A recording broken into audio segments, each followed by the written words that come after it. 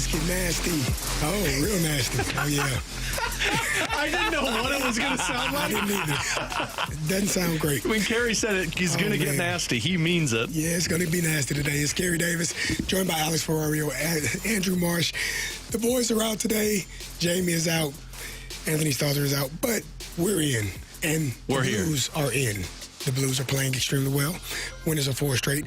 And now only 2 points back of the wild card. Alex, what are your thoughts on how well they are playing right now? I mean, when you were on the opening drive and when you switched over to the fast lane, you would come in this season and you would be like, man, who is this team? Yeah. What is this team? Like, it would be questions every single day because it was so up and down, and I never had an answer. No. Because and Doug Armstrong even said it when they fired Berube. I don't know how to feel about a team and come to the rink and not know what's going to happen. One thing that has changed is the consistency, because now you've won 4 straight games, and you could even go back to that Winnipeg Jets loss that they had. You felt like there were some areas that they were building off of, but in that stretch in the East Coast where they were losing against the Devils and the Rangers, and you beat the Islanders, but or Philadelphia, and you got lucky on that one. You never saw the consistency push. But from Boston to L.A., and then with the Minnesota game, I thought that Minnesota game was about as perfect as you can ask for 60 minutes of hockey. And even an Anaheim Ducks win, which didn't look pretty in the first period, it got better. That's what I do like, the fact that they were down. Yeah. That they were down and didn't give up, didn't give in. This team, normally, if they're down, you're kind of like, it's probably over. Yeah. They're not going to fight back, but they did. That was the 8th time this season, Carey, that the Blues have won when the other team scored first. And think about that. You played, and it was game 68 for them last night.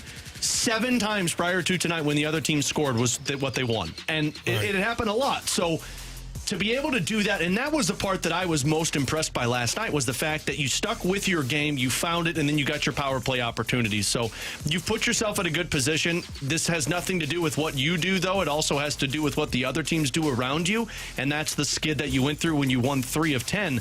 But, man, for this team right now, at least you're getting some consistent hockey, which is something we haven't been able to say all season long. I was thinking about this last night. If this team can put together a nice stretch for the back half of this regular season, let's say they still miss the playoffs, though, I think as a fan, I can be okay with how the season ended in the way that they pushed, they came together, and maybe it wasn't at, the right time of the... I mean, it is the right time of the year to start putting some wins together, but I think I can get behind them at least putting together that effort for this playoff stretch. Now, I hope they do make the playoffs, and I thought last night was scary for the first, 30 minutes of the game until that third line came together. That third line has been buzzing lately. I love what they're doing, and I think that if this team wants to be serious down the stretch,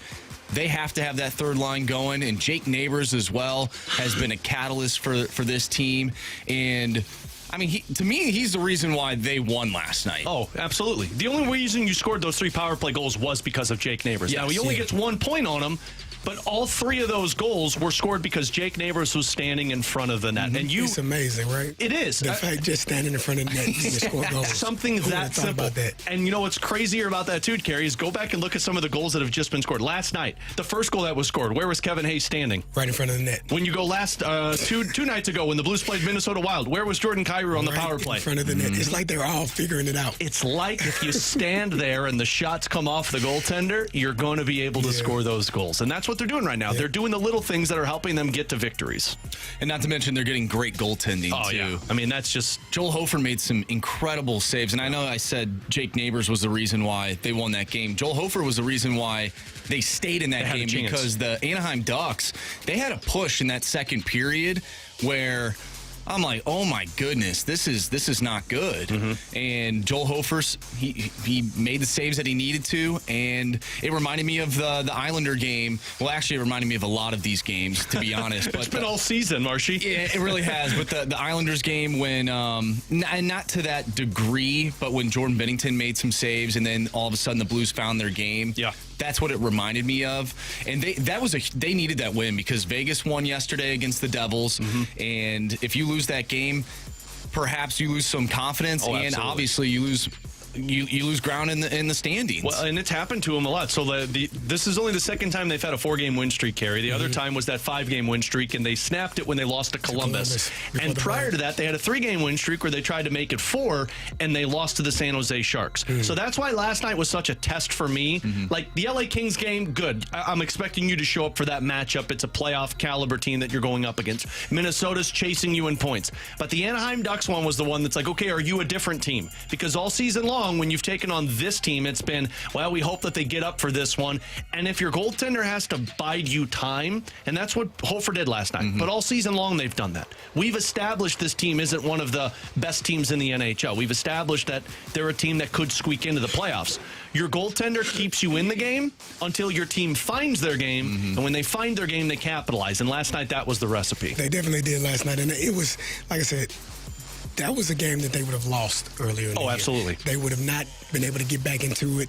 They would have given up. The Ducks had a bunch of opportunities where they looked like they were going to put the puck in the net and miss some opportunities, and the Blues would just kept battling, kept going, and finally were able to get the puck in and take over their game and really take over. Robert Thomas on the power play has been outstanding as well. He's found a little niche right there, I guess, at the red dot where he can get there and shoot that puck and score. So it's they've been doing a really good job. Well, and that's the other thing, too, and props to Drew Bannister because he made that change. And, like, as a coach, you got to know when it's not working and to make the change. And sometimes that's a bold move. Like, you took Jordan Kyrou and Torrey Krug off of that power play unit. Yeah, what did you think of that? Because I liked the fact that he did it. I did, too.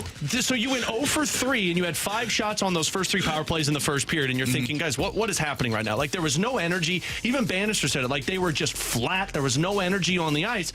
And so we put Falk and Braden Shen on that power play unit. Now, maybe you could say, like, why not put a Bolduc on that one because he can shoot?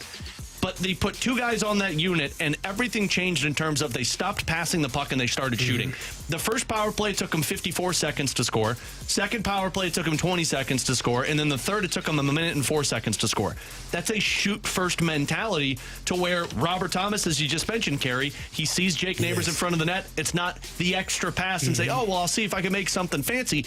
I think that's what that number 1 unit fell too much into of Kyrou trying to make that extra pass to make something look fancier than what it was. And now you just had guys who said, put the puck on net. I think one of the key words that I've been hearing a lot from this team lately is direct, being direct. Yeah. And that is exactly what they did. You bring Justin Falk on that power play 1. He shoots he gets the puck, he shoots every time. Braden Shen, same way.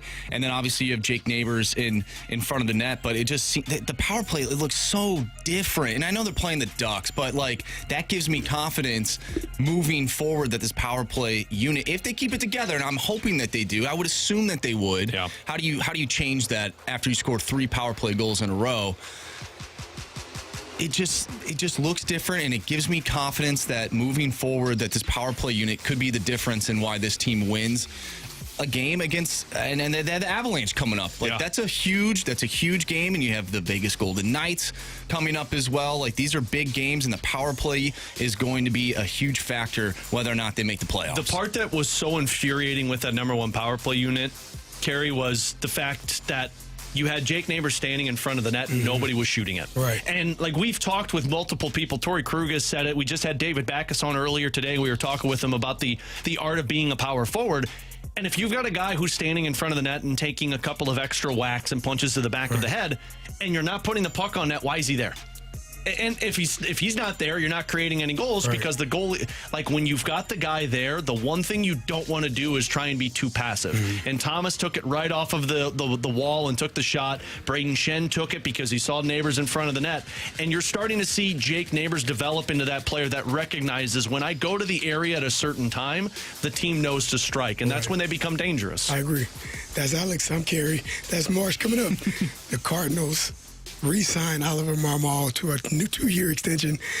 Is there a bit of urgency now for the Cardinals and the staff? We'll talk about it next on the Fast Lane.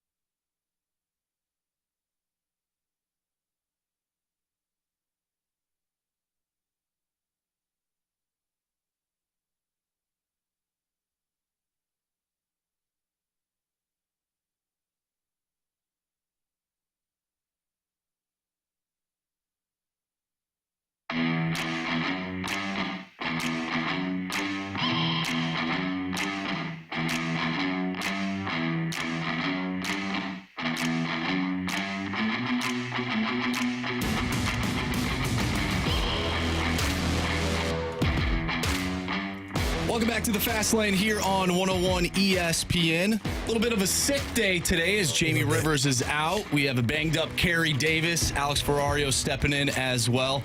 But Carey, you teased it in the last segment. Shouldn't the Cardinals want a bit of urgency out of Ollie Marmol and his staff? I saw this quote after the extension. This is from Katie Wu. This quote from John Mozeliak. He said, "We believe in them," talking about the team, "to go into the season with a lame duck manager just seemed to be the wrong strategy, given the fact that with the roster we've assembled, we believe is going to be competitive." So I saw this quote, and it got me thinking, okay, if they have belief in the roster to be competitive, would it matter if Ollie Marmol got the extension? Wouldn't you want him and his staff to prove something?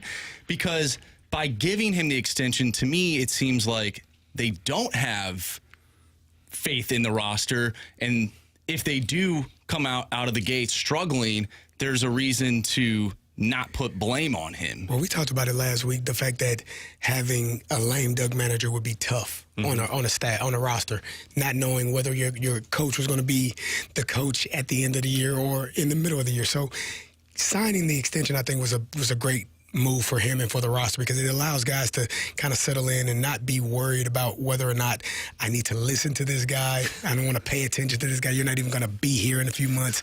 I'm going to dial in. I'm going to lock in. And so now, I think it does a good job for the rest of the roster to be able to settle and just play baseball. And more, it does a lot for Ollie as well, because he's able to settle in as well and not have to look over his shoulder and wonder, are we playing well enough? Is that the right decision? Second guessing himself all season long. You just go out there and manage, and hopefully your guys perform well. It takes all the question marks away, and that's what it seemed Mo was doing.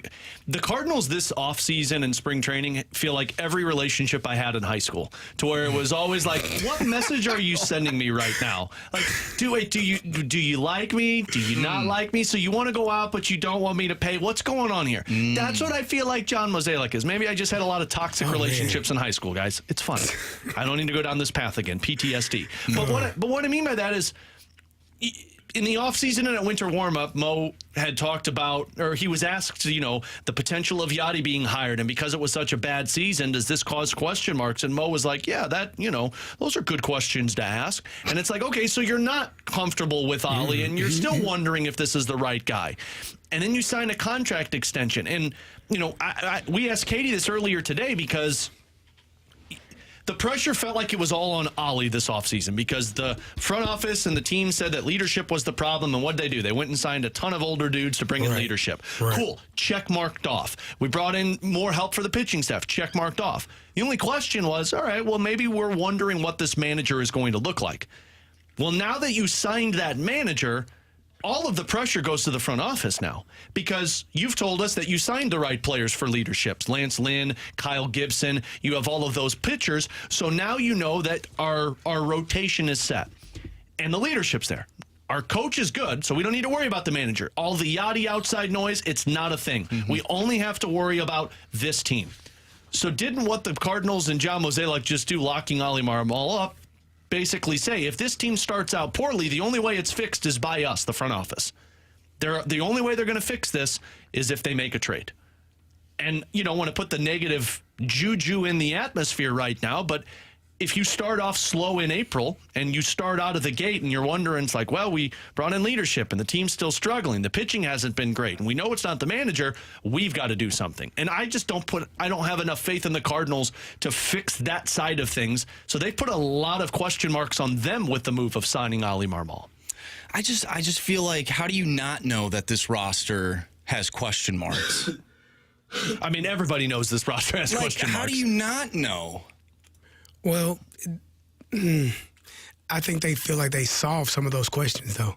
They solved the question of the pitching staff by adding 3 pitchers. Yeah. Right? That was one of the questions that they had.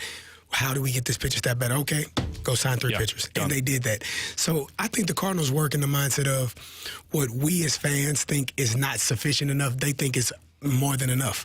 Like, we did what we said. We fixed the problem. We added veterans. That was a problem. We added pitchers. That was a problem. Now, do those guys perform at the level that they need to for this team to be good enough? That's the question that we have to wait and see. Yeah, and that's the question that I think the Cardinals know. It's like, oh, well, yeah, if Lance Lynn or Kyle Gibson don't pitch well, or if Steven Matz can't stay healthy and we don't have Sonny Gray, well, then these are a lot of issues. But it seems like you're putting yourself in a position to say, if this doesn't start off well for us, how do we fix it? And if Ollie doesn't have a contract extension, by no means am I saying, well, you fix it by firing the manager, because you're bringing somebody in who also doesn't have experience and you're doing it in the middle of the season. That's not going to make it any better. But what you did is, if teams or people were questioning the manager, you locked that in and saying what last year was a fluke. And if it starts off poorly, everything from last year starts to seep into the minds of the players. And if you don't have the right leadership in there, well, then that's not going to stop that seeping. So now what do you do? I just look at this quote and, it says, given the fact that with the roster we've assembled, we believe is going to be competitive. So if that roster that you believe is competitive, you believe it's competitive. So, okay, Ollie, we have a competitive roster. Go prove that you are the manager that we thought we hired. And go prove to us that and if they don't, then they can go back and reassess the roster and then take blame for that. If they have another year like they did last year, it's going to be chaos. Right. It's going to be mayhem. And you can't fire the manager. No. Because you just signed him to an extension. I mean, you could. Well, you could. This but reminds then me you of look worse. Well, this is what the Blues did. This right. The Blues literally did this. But they extended Berube. It was before last season. Wasn't it 2 years ago that they extended Berube? I thought it wasn't last. It was the year that they almost beat Colorado. That offseason was when they extended them. It's a little bit different, but I'm talking about from the fact that you extend and you can still fire within that extension. Can still fire. Right, but and again, it doesn't really matter, because what John Mozeliak has been saying, we've seen the opposite of it all offseason. Mm-hmm. Like, yeah, we fixed our pitching, but we brought in two guys that led the major leagues in hits given up. Mm-hmm. Yeah, we fixed our leadership. We brought in two guys that really aren't going to play that much, but they're good buddies with Nolan Arenado. It never felt like they fixed the problem. It just felt like you put a bandage over it and you said, we're going to be good, let it heal itself. Now, I wonder, and what do you guys think of this? Like, you bring these pitchers in to eat innings, right? What happens when they don't eat innings? When they don't, they get hurt. What happens? Well, yeah, this team is just right, and they're not decimated by injuries, but they are banged up. They're banged up right now. Like, well, but then again, it comes right back to, well, we signed the manager to take all of those noises away. I feel like it puts so much more pressure on Ollie Marmol, because, well, we took the question marks away of you not being the manager. Did you really? I mean, you took that question away, but did you take any of the other questions? As fans, I think most people just say this team on paper should be better, but will they be? You talked about the pitchers that they brought in. The guys led the league in hits. Like Lance Lynn led the league in home runs allowed. Like, those are question marks that if they aren't corrected, this staff may be better in terms of they may be able to eat more innings, but are they giving up more hits? Yeah, are they quality innings? Allowed? Exactly. Yeah, well, and that's why I always go back to what Katie said. Like, I feel like this puts immense pressure on Mo, because now you've taken all the question marks away from Ollie, and when this goes poorly, if it does, I mean, we're operating under that assumption right now. The only thing that can happen is either you stand pat and you say, well, the leadership's going to take us out of this, or we make some type of move to spark some energy. And the move can't be firing a manager. It's going to have to be bringing in a player, and Mo doesn't like to do those. I agree. That's Alex Ferrario. I'm Carey Davis. Andrew Marsh coming up next. Jake Neighbours, is he the most important player on the Blues not named Jordan Binnington? We'll talk about it next on the Fast Lane.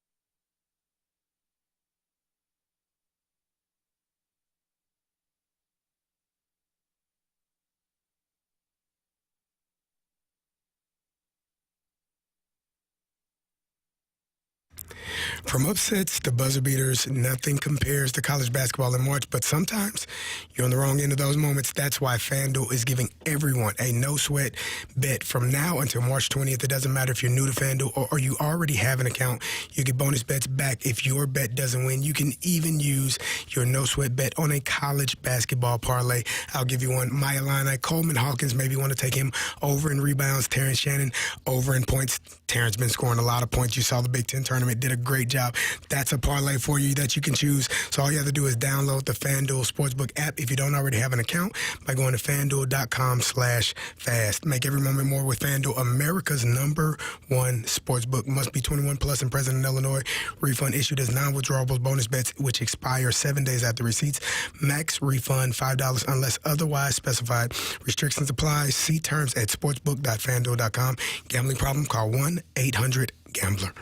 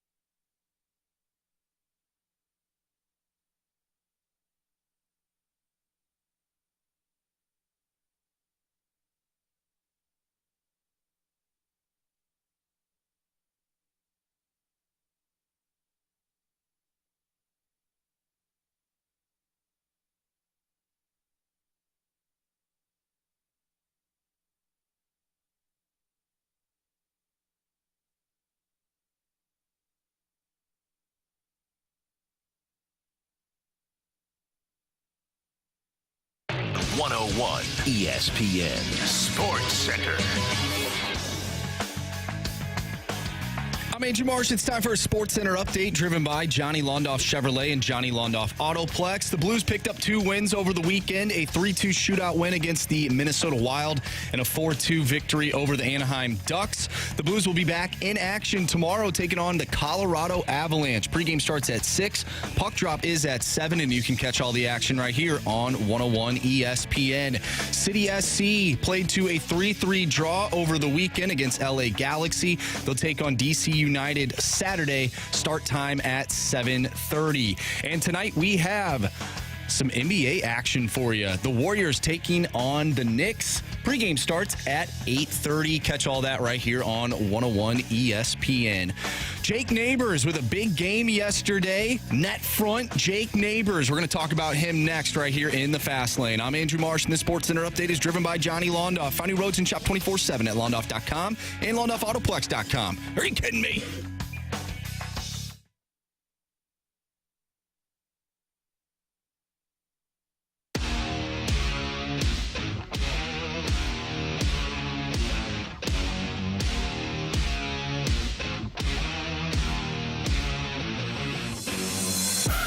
Welcome back to the Fast Lane. It's Carey Davis, joined by Alex Ferrario and Andrew Marsh. And we talked about this before we went to break. Is Jake Neighbours the most important player on the Blues not named Jordan Binnington right now? Man, that's a good. I would say he's top 3. So, like, when I look at the MVPs of this season for the Blues, I think it's all very obvious. Jordan Binnington is number 1. Is Joe Hofer too? I think he probably should be by the end of the season. Colton Parayko is in that conversation. Mm-hmm. Robert Thomas would be in that point for me, and then Jake Neighbours. So, I mean, we're talking about a 21-year-old who is 4th most in terms of importance for this team. I do think, especially for how much you need more even strength, he is of more importance than what he was in the past, because now that you have a net front presence, and really it comes down to the power play. Like Robert Thomas, Colton Parayko, all of these guys can be effective for you. But as we talked earlier in the open, Carey, if you don't have a net front presence, none of that matters. And Jake Neighbours has shown that. I always go with this as if you pluck the player out of the lineup, how do they look? Mm-hmm. And I think I could say the same thing about the Blues if I pluck Robert Thomas out of the lineup, Colton Parayko out of the lineup, and Jake Neighbours out of the lineup. I would say yes, because not only is he having the net front presence and being able to score goals, but he's actually showing other players that are veterans how to do it. They're like, oh, crap, you can sit right here and score? Yeah, it's easy. It's not as hard as it looks. So you talked about the Kevin Hayes goal. You talked about Jordan Kyrie's goal a couple of nights ago. Mm-hmm. They're picking up on what he's doing. And so I think just him being able to do that at the level that he's been, and he's so... I talked to Jamie about this. He's so relaxed. Yeah. He does not look rushed. He does not look like a guy. He looks like he's like an 8 to 10 year veteran, like a guy that has been doing it for such a long time. Yeah. To have the confidence to park in front of the net and not worry about, you talk about the hits and people being mad and pissed off trying to get him out of the space. No, I'm here. I'm going to sit here and I'm going to tip these pucks in. I'm going to cause chaos in front of your goalie. Well, and that's the part, too, that I think is so important about Jake Neighbours. Watch him when he stands in front of the net. Like when he gets shoved around or when guys take a couple of extra hacks at him, you don't see him skate back to the bench holding his arm or acting like he just got roughed up. He's skating back to his bench and he's chirping at the guy that just did it until he sits down. Yeah. That resonates so much for the other players, because if you see a guy who goes to the front of the net and he gets hit by a shot by Justin Falk and he skates back to the bench holding himself, it's like, well, I'm not going to go to the front of the net. That guy just took a blow. Right. But it's like if Jake Neighbours is going back to the bench after being 6 foot 200 pounds, standing in front of dudes who are 6'4", 6'6", taking extra hacks at him, and he's not fazed by it, then I can't go out there and act as if I'm banged up or anything. So I do think his emotion and the way he plays such an old school style of hockey. Mm-hmm. I think that is very important for this roster. I would put it up there with Braden Shen in terms of importance, because those are two guys that it doesn't matter what happens to them, you know they're going to show up for 60 minutes. I think it's important for him being a young player in doing it too, because this team isn't old by any means. There's a lot of young guys in this team, so they look at Jake Neighbours, and he's going to the front of the net. Well, man, I got to go to the front of the net. Even the veterans, they see that young guy going, man, I got to get there too. Plus, I think for him, the conversation around him was, can he live up to being like a first round pick, right? And I think he's found his identity, which is so important for a young player. That's his identity now, at least to me, is the guy who's going to go to the front of the net. He's going to get 20 goals a year, and he's going to be a driving force for this team and a really good example of what it looks like to score goals in front of the net. I call it a unicorn because in the NHL, there are not a lot of guys that play this style still. I was going to ask you that. Like Valerie Nichushkin's one that comes to mind. He plays for Colorado. Jamie Benn, who is on the older side, but he plays this way. Zach Hyman with the Edmonton Oilers is this guy. They don't They don't survive in the NHL very much because it's not a fun way to play hockey, and you can't play it for 82 games. But then there's Jake Neighbours who says, 82 games, I'll play this way. It's not that big of a deal. You're young, but if you don't have these guys, it is very difficult for teams to find consistent offense. You have to have the top tier of superstars to survive without those net front presence. And if you're a team like the Blues that are kind of in the middle and they're waiting for some of those younger players to come up with that goal scoring ability, how do you create offense? And that's how they create it. Guys like Jake Neighbours. And to have a player who has that mindset now, Marshy is absolutely correct. It does wonders for this team because now when you implement a Jimmy Snuggerud this season or next season, now that Bolduc's up here playing, when Dvorsky gets his opportunity, they see a Jake Neighbours who is playing top-line minutes as a 22-year-old and say, that's what it's going to take for me to get to the NHL and stay in the NHL. Just keep grinding. Just keep grinding. Yep. It's the only way you can do it. And when you guys talk about the importance and the MVPs, that's where I think Jake Neighbours has an upper hand on everybody else. Because if you pluck Colton Parayko out of this team looks massively different because he eats 25 minutes and he plays like a number one defenseman. If you pluck Robert Thomas out of this, I think you're talking about 15 more losses because that's 75 points that we're talking about right now with Robert Thomas. You're driving offense. But if you pluck Jake Neighbours out of this, sure, you only lose 21 goals, but your power play loses its effectiveness. Your team, I believe, loses that drive that Jake Neighbours provides, and you lose a top six winger. And it's like it's a mindset that he provides. It's just a toughness. You talked about getting hit, getting whacked, and not skating off, holding it, just looking at the guy like, okay, I'm good. Because that also does something to the opposition. Like, I'm giving this guy everything I can give, and he's not budging. That's problematic for us. We got to figure out another way to attack him, and so it becomes the mental aspect of it as well. And he's just standing there. He's in front of the net. He knows eventually a puck is going to come my way, and I'm going to tip it in. And I just like the fact that the other players are taking notice and saying, hell, that seems pretty simple. Seems like a pretty simple way to score goals. We should try that. Backus said that earlier today, where he was like, you earn so much respect in the NHL. When you stand in front of the net, you take a beating, and then you go to the bench, and then the next shift, you go right back to that same spot. He said that gets into the heads of other players thinking, like, what else do I have to do? And you know what they do at some point, Carey? They stop. Or they take penalties. And then you go to the power play, and then you make them pay as they're in the penalty box. And you'll get this one, Marshy. Joey made this comp last night to the way that Jake Neighbours plays, and I'm so ashamed of myself that I didn't think of it. He called it Tomas Holmstrom. You remember Holmstrom with the Detroit Red Wings? I don't know if you remember this, Carey. That guy.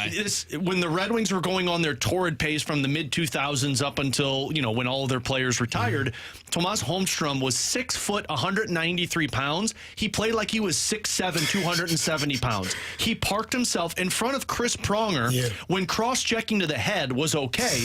And Holmstrom stood there, took the beating, and then would get the deflections. That's what Jake Neighbours is doing right now. And frankly, when you're a team that wants to compete, if you don't have that player, you're not going to have a competitive mindset. I agree. And I think, like, Robert Thomas, the question is, Jake Neighbours become the most important player? I mean, I think we could agree that Robert Thomas, given the points, is probably the most important player, not named Jordan Binnington. Yeah, you could potentially have a 30-goal, 50-assist player this season. Exactly. However, like, we've seen that top line take nights off. I don't know if I can, like, when was the last time you saw Jake Neighbours take a night off? I've seen games where Jake Neighbours ends with 0 shot attempts and still feel like he was effective through 16 minutes of ice time. And the only other guy that I could say plays like that is Alexei Toropchenko. Yes. And the only thing for Toropchenko's difference from Jake Neighbours is ice time. You're not playing top six. You're playing third line, your fourth line. But this guy's got 13 goals as a third, fourth line player. And that is not an easy thing to accomplish for guys that aren't on the ice that often. But you know how he's done it? Going to the front of the net. So there are two guys. I would say Braden Shen is one of those guys. But, Braden Shen can also float in and out of games as well. He does other things. But with Jake Neighbours and Toropchenko, those are two guys that when the puck drops, I know those two guys are going to forecheck. And I know those two guys will not give up on a shift. That's Alex. I'm Carey. That's Andrew Marsh. Coming up next, we got What's Trending.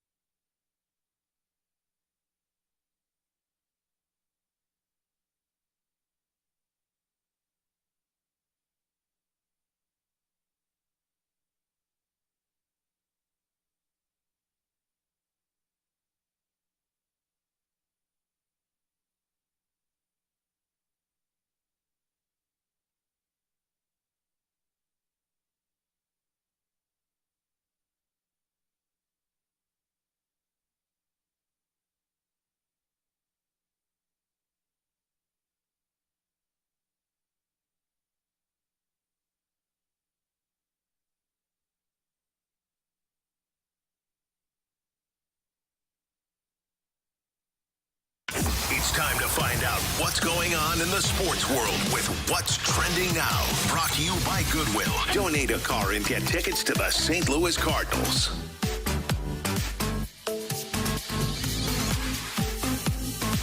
Welcome back to the Fast Lane here on 101 ESPN with Alex Ferrario and Carey Davis. I'm Andrew Marsh, and it's time for What's Trending.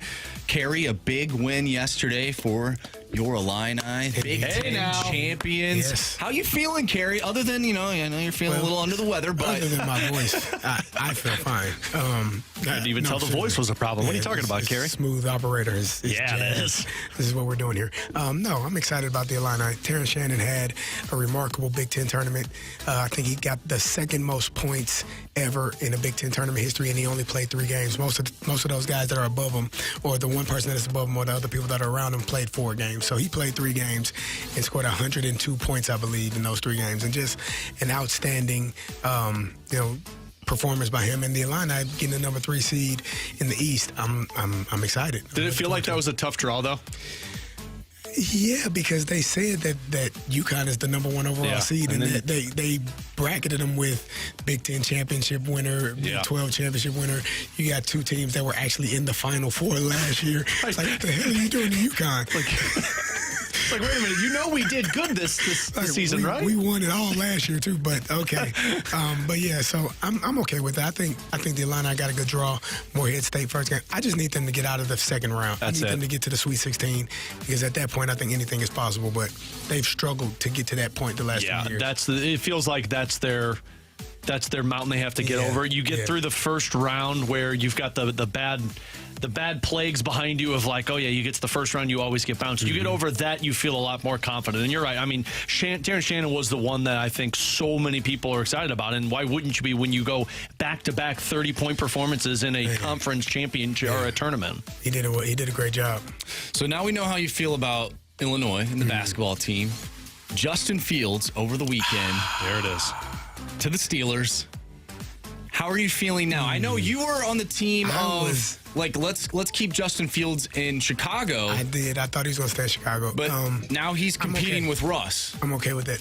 Competing with Russ. There was a report that he's not going to compete, that, it's Russ's job. But okay, yeah, sure. That, what I know about Mike Tomlin is if there's something that is not performing well, if Russ isn't performing well and Justin is, he's going to get an opportunity. So competition for me is always good. And having those 2 guys, I think, is a complete upgrade of what we had the last couple of years in terms of since Ben has retired. It's been a while since you've had an upgrade since Bender's retired after Rudolph and all of these guys.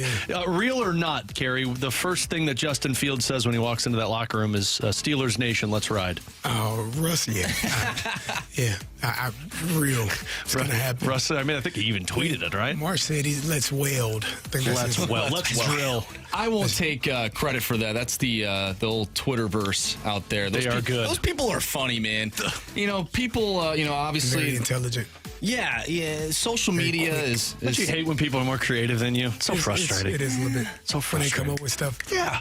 Really quickly. I see stuff on Twitter or X, whatever the hell it's called. Still Twitter. It's going to be called. So we're calling it Twitter. It's just like the internet's still AOL to my parents. Really? Oh, yeah. My dad still has an AOL account. I said, Dad, is that a real thing? Because, I have an AOL account. Interesting. That's why you never respond to my emails. www. Yeah. I see stuff HTTP. I see stuff on Twitter, and I'm like, man, that is hilarious. But there's no chance I would ever tweet that. Not because I don't have creativity. It's just like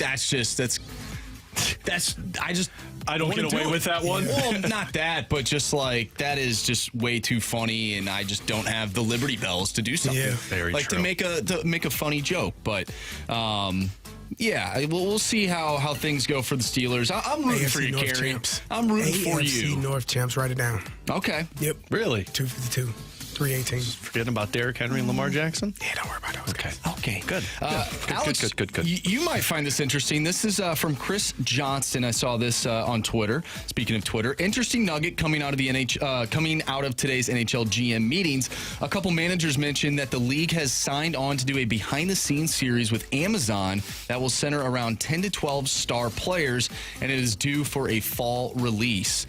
What do you think of this, and which players do you think that people would find interesting out of like 10 to 12? I love this, and especially when you've seen the success with football doing it, and you obviously the Netflix series with golf, following those golfers throughout a season. Like, I love that they're doing this. I think you have to pick different categories of what you're trying to accomplish. I think you've got 3 different positions you need to use, or 4 if you want to go winger, centerman, defenseman, and goaltender. But you got to get a rookie. Whoever the rookie sensation is, I think you get somebody who's going into their second year. I think you get a guy that is a star. I think you get a guy that's a rising star. The one that I hope that they get, and I don't know who falls into this category. You might be able to help me here, Marshy. Mm-hmm. They got to get somebody who is a glorified a-hole in the NHL. Ooh. Somebody that teams hate. Like, for the longest time before he got suspended, Kempe with the Rangers, you got to follow that guy around. Because to paint the picture of the NHL, I think you have to follow all of the different identities that can be an NHL player. Oh, that's a good question. I mean, like if this was 20 years ago, the NHL should have absolutely followed Sean Avery around an entire. Just follow him and just see how people react to him on and off the ice. Well, do you follow him on Instagram? Oh, yeah. Have you seen some of his videos? I've seen the videos, and I know he does like jiu-jitsu now, and he's an actor, actually. I do know he's an actor. He was actually in. Have you seen the movie Tenet? Mm-mm. It's a Christopher Nolan film. Oh, yeah, the war film. Yeah, where they're like going backwards and whatnot. He's in that movie. That makes sense. I think there's another one that he's in. I can't think of it at the top of my head. But yeah, he would be a great one. I'm trying to think of one guy now, though. Maybe the text line could help us out. Obviously, I think a lot of fans here would say Nazem Kadri. Yeah, but I don't know. I haven't really heard much of him. He's been silent with Calgary. You went to a place that's not the most talked about in the NHL with the Calgary Flames, and they've been bad. Brad Marchand would be the one that you'd want to follow. Yeah, but even he hasn't been licking people lately. He hasn't really done anything crazy. Well, COVID probably scared him away from that. There's one guy that who is O'Brien with the Coyotes. Oh, Liam O'Brien. Yeah, the dude with the Irishman or the leprechaun hair. Yes. Yeah. Long hair. It's long red hair. He's got a long beard. Oh, okay. And all he does is he just skates around and hits people. I like him already. Yeah. I don't know if Call him the leprechaun. I don't know if he is big enough though to. Yeah. I think they absolutely follow Jordan Binnington around. Oh, yeah. If you're them, you have to follow. Now, obviously, you got to get the player to be on board with it. And I don't know if he wants to because he's kept it real quiet this year, which has been great. But, if you're them, you want to talk about a polarizing person to follow in the NHL, Jordan Binnington would be it. I think, and we get a text from the 636, what about the Kachucks? Yeah, absolutely. You have to. I think you go both of the Kachucks. You have to. And they said 10 to 12. So, you really do need to, hit on all aspects because I think superstars. Oh yeah, I think you do the superstars. I think you get the fourth liners as well. I feel like, and you could tell me differently with this one, Carey, but I feel like the NHL is the one where you have tons of different personalities in terms of players, and the only way the team works is if you have those. NFL is like that. NFL's like that as well. So it's kind of like a schizophrenic mindset where it's there's 100 of you in here. Yeah, what are you doing? I don't know. I've never seen that. Don't worry about it. What was the Disney movie with all of the emotions? Inside Out. Inside Out. Yeah, that's what I feel like the hockey locker room is. You have to have anger and anxiety and depression if you want to have success. I do think this is interesting though because hockey players from a stereotype don't really have quote-unquote personalities, although being around hockey players, especially Jamie, we know they have a ton of personality. The most personality. They just don't really show it as much as you see guys in the NFL. It's because it feels like it's the unwritten Major League rules. Baseball. No one's interested in that league. It feels like when guys show personality in hockey that everyone's like, he showed too much like with Binnington. Oh, he's too much personality. You just need to get back in the net and play goal. Yeah. No, I like the personality every once in a while. Well, and maybe people felt this way, but when Patrick Waugh was playing. Oh, yeah. Do you think people were Jonathan Quick, Ron Hextall. You think people were complaining about that? No, this is awesome. This was great for hockey. Yeah. I find the hard part is this. Annoying. The hard part for this is you just don't have that guy. Now, Rempe is that guy, so maybe if they follow him, depending on what happens after the suspension, but you just don't have that guy that goes out and fights. And it's just because of kind of where the league is at, you just don't see it every once in a while. But that's the other element of seeing how those enforcers prepare for games is always interesting. I agree. That's Alex for Alex, you're out of here, right? I am out of here. I got to go to dad duty. You got to take care of the kids. Yes, sir. Andrew Marsh coming up next. Dylan Carlson went 2 for 4 with a solo home run and 2 RBIs yesterday. Is he making a case to be the opening day center fielder or left fielder? We'll talk about it next on the Fast Lane.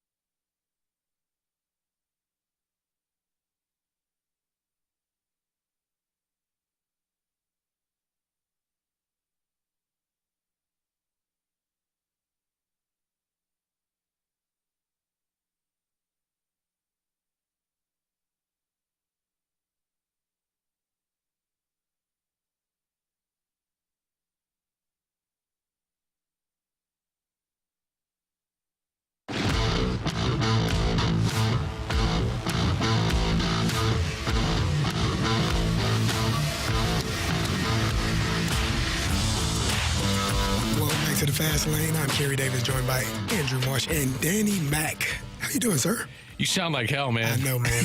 I'm fighting through it. I'm fighting my butt off. I'm doing great, man. Great to be with you, Carey. Great to be with you, Marshy, and happy to be here. And we'll get through it. Oh, yeah. You know, you're a football player. I've never seen you deal with injury. I guess you've dealt with a few, though, along the way. More than my fair share. I bet. I know how to fight through it, so I'm okay. By the way, what was the worst injury you had? I've had so many.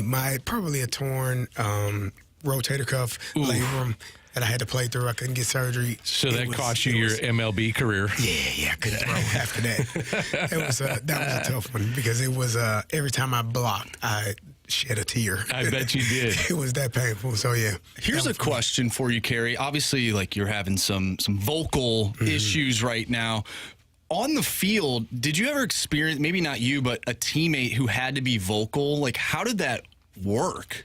Like, let's say if Ben was having, like, if he had strep throat or something, like, he could still play, but, like, good question, what is that like? I've never had a quarterback who had vocal issues. Really? But we also, because it's so loud in certain stadiums, right, we have silent count.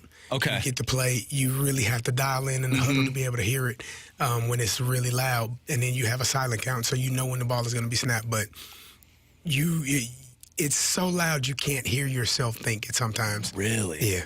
It gets really loud out there. I figured that you guys did silent counts all the time. You don't have to. At home, you can. At home, it'd be quiet, yeah. but on the road, obviously, it's all silent counts. For the most part. And then did you do that in college pretty much anytime you're on the road in the Big Ten? Penn State was one of the loudest places I've ever played at. Was college louder than the pros? Yes, it's more people. Yeah. Penn State is 100,000, 114, I think. It's the best, Michigan isn't it? is like 150. Yeah, it is fun. It's phenomenal. Yeah. Phenomenal By stuff. the way, Dan, today's your birthday? It is. Happy birthday. It is. I only know that because bro. my birthay is tomorrow. Me and Dan have back-to-back birthdays. It's St. Patty's, my birthday, and Marsh's birthday. We've been talking about it at the house. We I don't know if you knew this, Carey. We invited Marshy to come over for Thanksgiving and Christmas, and he didn't accept the invitation. What happened, Marsh? What are you I don't doing? know. I don't know what happened. Come on. And I said to the kids, I said, you know what day it is tomorrow? And they said, Dad, Marsh's birthday? I said, absolutely. What should we get him? I said, we're going to make him a nice dinner for he and his girlfriend or whoever, and comes on over. There you go. By the way, Carey, I told you last Thursday about the peanut butter cake. I have it. Oh. So I'll bring it in this week. Dan, I'll save a piece for you as well if you like peanut butter cake. Absolutely. So we'll celebrate the month of March, all of our birthdays. Oh, it's a perfect month. So, Danny, we were talking about Dylan Carlson before the break. Is he in a position to potentially make his way or make his case for the opening day center fielder? I think he's got to now, as much as I'm on the Victor Scott bandwagon I'm on here. that bandwagon with you. I want to see him play. I think he just brings so much excitement to this team. What it tells me, though, is that they feel like Newbar is not going to be out that long, so you could shift some guys and then don't start the clock of Victor Scott. Don't have to add him to the 40-man. If you want him to get more seasoning down at the AAA level, you could do that. But I think I speak on behalf of a lot of fans that want to see this young man play. I would say, though, the inside track is Dylan Carlson's because you kind of know what you're getting. Yeah. You know, he's been in the big leagues. He'll give you fine playing defensive center field, but won't be great. It'll be all right. And I guess that we should get ready to see him play some center field. How important is that not starting the clock in terms of the Cardinals? Because as a fan, we want guys to play. We don't care about the clock starting. We don't care about – thank you, sir. John Kiowski. I appreciate it. Let me just set this up. John Kiowski, who, you know what, this guy runs 8,000 stations, and he has decided to come in and make sure that my man here, Carey, has got some holes. I'm going to be taking care of these during the break. No, just put one in right now. It'll help you out. I guarantee it. Definitely. I guarantee it. No, going back to what you were talking about, I think, you know, it is a big deal when you start a clock. But here's the thing. If the player is what you think he is, you're going to sign him anyway. At some point, you're going to say, we want this guy in the fold, and we'll give him a long-term deal in which then you're buying out arbitration years, maybe some free agency years. So if he's that good, you're going to make sure that he stays in the fold for a while. I also wonder, bringing in Victor Scott, and then once Tommy Edman comes back, I feel like that could sort of make things complicated. Like, where, if Victor Scott is playing 100%. well, where do you play Tommy Edman? Because you can't really play him at second because then you have Nolan Gorman and you have Brendan Donovan, and it just makes things a little bit more chaotic than I think the Cardinals want it to be. And what if we were just a month into the season? You were just 30, 45 days into the season. Would you be saying, and let's just say all things being equal, that guys are producing, guys are having a good start to their campaign, you're not saying bring up Victor Scott. You're saying, no, let him have his seasoning, keep him down there. But I just think that this is a situation where unless he's knocking down the door and it's just, you know, incredibly difficult to keep him down, I think with the way it's set up with other players, they're going to let him at least have some more seasoning. But I want to see him play. I think I'm in the majority of fans that say that. I think, you know, having him, if he's able to do it and he's able to perform at the level that they need him to, I would love to have him here. I understand the mindset of letting him, you know, get more seasoning, and you got guys that can do it right now. But if he's the best player, in my opinion, I always want the best players to play. I don't care how old they are, how many years they are into the league. It's about, if you want to win games, you put your best roster out there. And so if he's the best one, you put him out there. And the other thing is, too, with Tommy Edman, if he comes up or comes ready to play, I should say, and gets healthy enough to play, Where does he fit in this thing? I mean, you're going to give him back the starting job.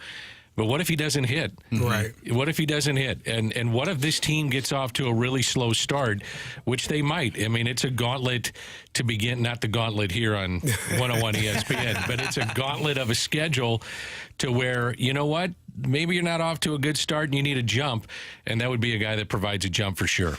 Do you feel comfortable? So for me, I would rather have Tommy Edman back at second base.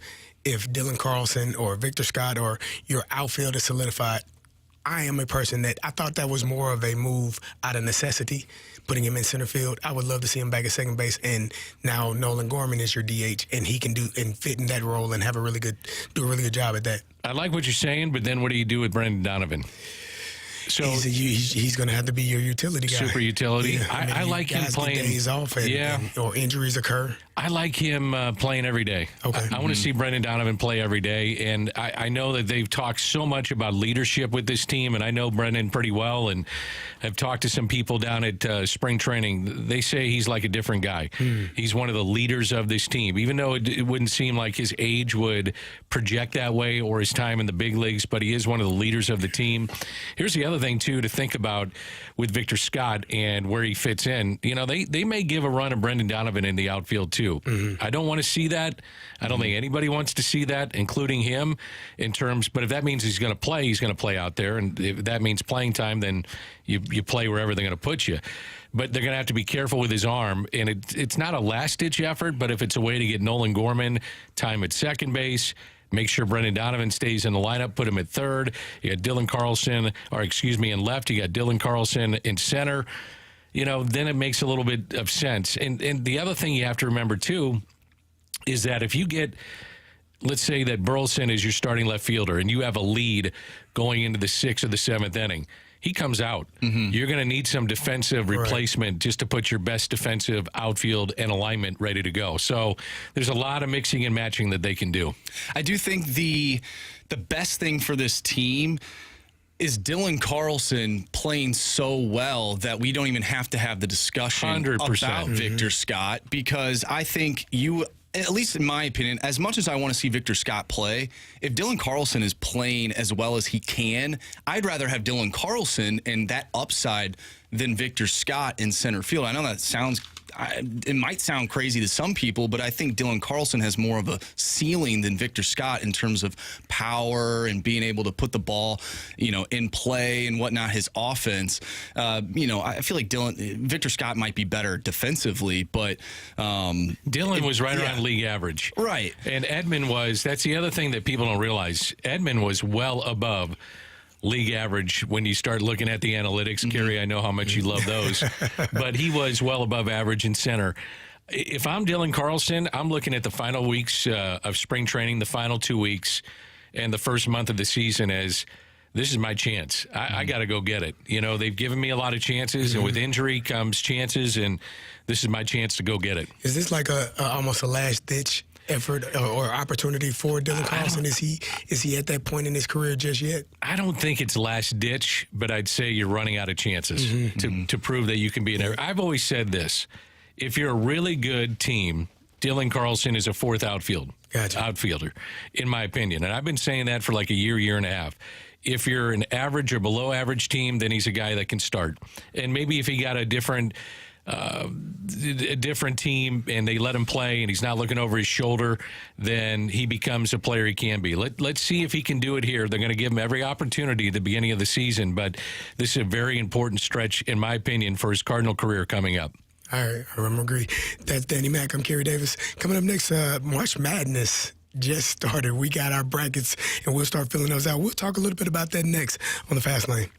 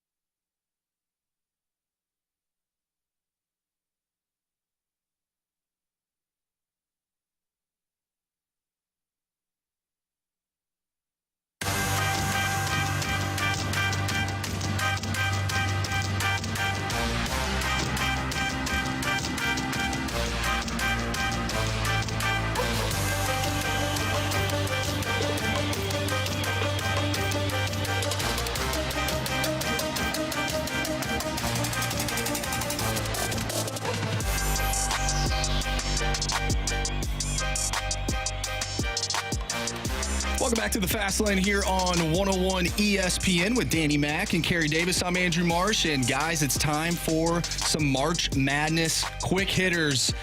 We're going to get right into it. We got 5 questions for you. We'll see which teams fall into these categories. We'll start with top 4 seed most likely to get upset in the first round. Ooh. Hey, give us the top 4. You have it in front of you, Marshy? You got UConn. I left my bracket in the office, so fire away. So we have, this is just not the top 4 seeds. Yeah. It's okay. a 4 seed in all 4 brackets. So you have UConn's a number 1, Houston's a number 1, UNC is a number 1, and Purdue is a number 1. Iowa State is a number 2. Marquette is a number 2. A number 3 is Illinois. No. Kentucky is a 3. I got to go with the Fighting Illini. That's who I have too, unfortunately. That's ridiculous. It's madness. That's what they call it, Carey. It's March Madness. Clearly. I was looking at who was Iowa State playing? They are 2 seed. Who do they play? Iowa State's playing South Dakota State. I don't think that was who it was. I can't pull it up. Did you say Iowa or Iowa State? Iowa State. Yes, they're playing South Dakota State. Yeah. The 4 seed is Auburn in the East, and they have a tough matchup, I think. I think the 4 seed, Auburn, something about those SEC basketball teams I just can't buy into. Illinois, I'm being serious, plays Morehead State, correct? Yep. They're tough. not going to lose that game. They're not going to lose it, but I bet it's a lot closer than what people think. You don't think so, Carey? No. Illinois is it blasphemy to say things about Illinois? I think so, a little bit. Just a little bit. I bleed. Look, I got my Illinois shirt today. There you go. I bleed orange and blue, so yeah, we're gonna go. We're gonna make it to the Sweet 16 at least, at bare minimum. Sister Jean isn't around. Thank God. No offense to her. Are you concerned about their defense? I know they got a good offense. Yeah, they don't want to play defense, which it's optional right now for them. But I think they're scoring at such a high clip. Terrence Shannon has been scoring extremely well. I talked about it earlier. In 3 games in the Big Ten, scored the 2nd most points in Big Ten tournament history. So, I'm excited about what he's able to do with the ball in his hands. And I like what they have. I like Brad Underwood. I like what he's been able to do and kind of bring this team to the point where they are right now. So I actually have Illinois making it much further than the Sweet 16 past the Elite 8. I think they make it to the Final 4. Final 4? That's my pick. Final 4. It's not a homer pick this year. It sounds like a homer pick. Yeah, that's fine. It is, but it's not this year. We could have rolled this thing back last year, and Carey's going, I got to tell you, Illinois, they're going to the Final 4. I probably did. They didn't make it to the Sweet 16. No, UAB versus Auburn, I think that's the game I was looking at. That might be a team that I think is going to have a tough game in Auburn playing UAB. Now, you could be Seth Davis and say, I'm telling you, this 12 and this 13 has a chance to upset, and then in the next bracket, I'm telling you, the 12 or the 13 here. So then a week later, you go, oh, I told you this is what happened. Well, possible. You told us every 12 and 13 team that might advance, so that doesn't quite count for me. All right, next question, guys. Which 12 to 16 seed is most likely to make a run to the Sweet 16? So a little Cinderella action for you. Can you give us some of the names here? UAB. Yeah, you had UAB. They're, what, at 12? They're 12. Then that means they would be beating my Illini, so I don't know. Then you're not taking the old Blazers from UAB. Nah. That would be a team, though, that I think could. Marshy, who do you have? Marshy's working on it. Well, I'm looking at Oregon, but they're an 11 seed. That's a team that just won the Pac-12. I know that doesn't really help the question by any means. You know why you don't go against Oregon? Why? Their head coach. Dana is so good. He was great at Creighton. Remember, he took the Arkansas job, and then they did woo-suey or whatever that thing is, and then he said, I'm out. He said, I'm done with that. Went back to Creighton, but he can flat-out coach and gets his teams ready to play. I will, how about McNeese? How about those guys? Because, Danny, certain friends, they like certain things, and McNeese has been a big big team for some of my friends this season. So I'll go with them just for the fact that they've helped my friends out this year. I don't know if they're going to beat Gonzaga. And those are friends that like to maybe look at spreads. Yes. Okay. Yes. And you're trying to help them out in that regard. I'm just trying to help them out. I got you. I'll go with them. And that has no statistical backing by any means other than what the friends tell me. That's okay. You can do it that way. Another quick hitter you got for us, Marshy? Of course. Which one seed has the best shot to make it to the Final Four? I think you got to go UConn. I mean, you look at them, they're the most talented team. They're well coached, coming off the national championship, had a hell of a year. I think it's UConn. I'm probably going to go Houston. I'm looking at their bracket right now. I mean, they got Duke in their bracket. Houston just got thumped, though. Yeah, but so did Kentucky. They lost. Yeah. They lost in the SEC tournament. Duke is, Florida lost in the tournament as well. They got an injury that they have to deal with now. They're Big also man that fractured his leg. Yeah, so I'm looking at Houston and saying that's probably the team that can make it all the way from the 1 seed. I think I'm with Dan just because UConn, it just seems like a team that they just put their head down and they go to play, right? And last year they obviously won the national championship, so that's a team that they've been there, they've done that. I think I'm looking at the bracket. I think they have a good shot. Obviously, Carey, you don't want them to go because Illinois is in their bracket, so that would make a ton of sense. Exactly. But I think that's a team. I look at North Carolina. If you look at Purdue and you look at their region, you can't trust Purdue. You're right with what they've done. And Matt Painter is so good as a head coach. He was so good at Southern Illinois, and we have a big fan base of the Salukis that are here, and he played there. He was a hell of a player when he was there, and he's done a great job with Purdue. But I think when you look at their region, it might be the easier of the bunch when you look at the number 1 seeds. Next question, and this really plays into what we were just talking about. Which 1 seed is most likely to be bounced before the Elite 8? That would be Purdue. Because they've been there and done it. They have. It's happened a few times. Hey, you played at the highest level.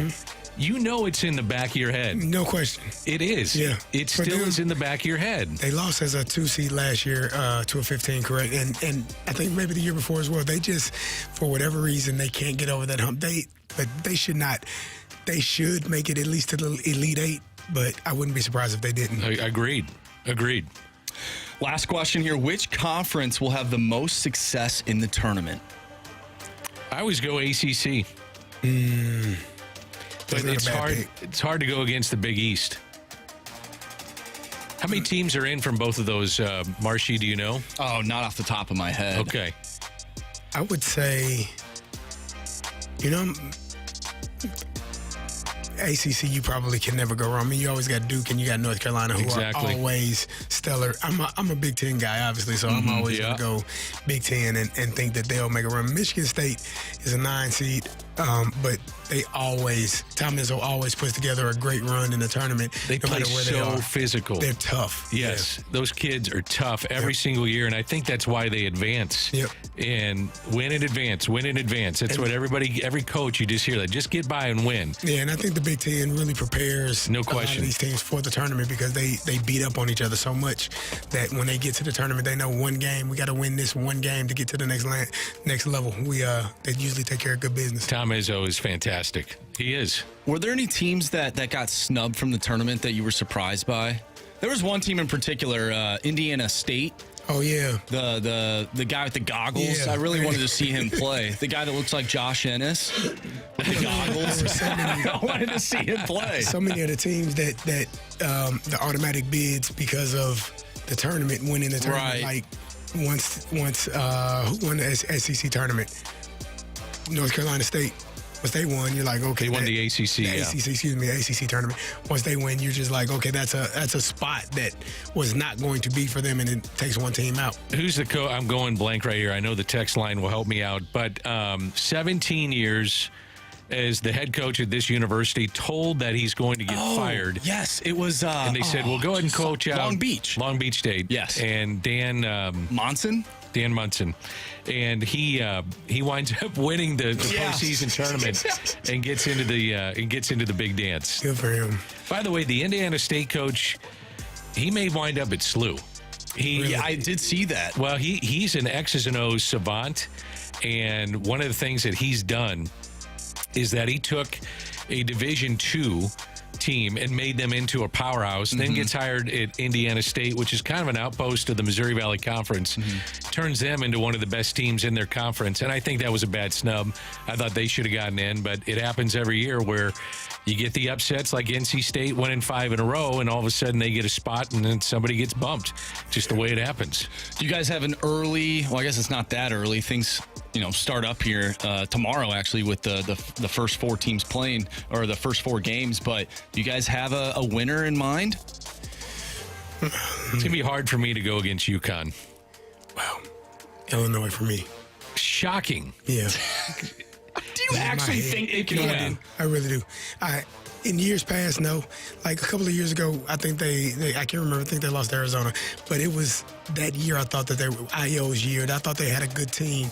But this year, I feel like despite the defense, they just have suffered so much in the tournament the last couple of years. I think they'll figure some things out and be able to make a push. I'm trying to figure out when you were at Illinois, but were you there when Bruce Weber was? Yeah.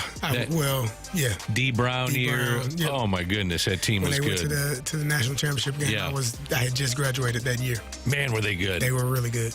I hope this tournament, I feel like the past few years, there's been so many Cinderellas that the tournament just doesn't feel the same as it has in the past. If that makes any sense. Like towards the end, I'm like, I didn't really care about the national championship last year or the Final Four. See, I think part of that is who do you know on these That's teams? the problem. Is that so many of these kids have jumped. You know the coaches, but do you know the actual kids that are playing? The players. Yep. And I find and I watch a ton of college basketball, and I was watching over the weekend, and I still, as a guy that makes his living off this business and watching games, I was still like, man, who are some of these kids? Like you get some of these guys that were big name players at different schools, and all of a sudden they're wearing a different uniform, and you're like, wait a minute, that was the kid. He was at Michigan. Now he's here. Wait a minute, how did that happen? Like Caleb Love. That's another one. It was a national championship game a couple years ago, and With that was North at a different Carolina. school. Yeah, it's just I think that's hard for fans to dig their teeth into it and say, okay, I know about this conference, just because you don't know who some of the kids are. I agree. Well, that's it, Dan Mac. Danny Mac, I'm Carey Davis. Coming up next, we have... You're fighting through it, buddy. You want me to do this? What happens What first? happens Yeah, first? we need the text line to help us out. Give us a scenario. What happens first, and we'll dive into that next, right here in the Fast Lane on 101 ESPN.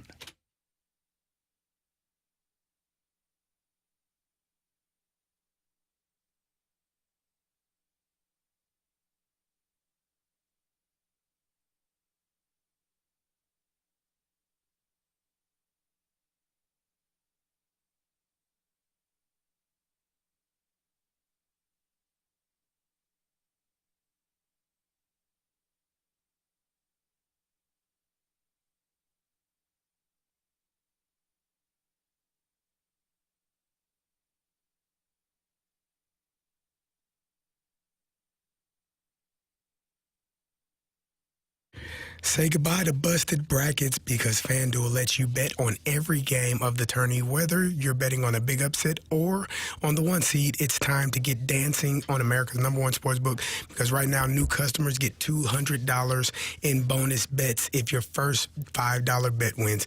Dan likes the UConn Huskies. They got a tough bracket, though. They got Illinois, Iowa State, Auburn, and they got a couple of teams that were in the Final Four with them last year. FAU and San Diego State. Is going to be a tough task for the UConn Huskies to get out of the East, but we'll see if they're able to do it. That's one way you can bet. That's $200 to use on point spreads, money lines. You can use that money and pick however you want and pick on whoever you think is going to win. Just visit FanDuel.com/fast to bet on all the college hoops until they cut down the nets. Must be 21 plus and present in Illinois. First online real money wager, only $10 first deposit required. Bonus issued as non-withdrawable. Bonus bets that expire 7 days after receipt. See terms at sportsbook.fanduel.com. Gambling problem? Call 1-800-GAMBLER.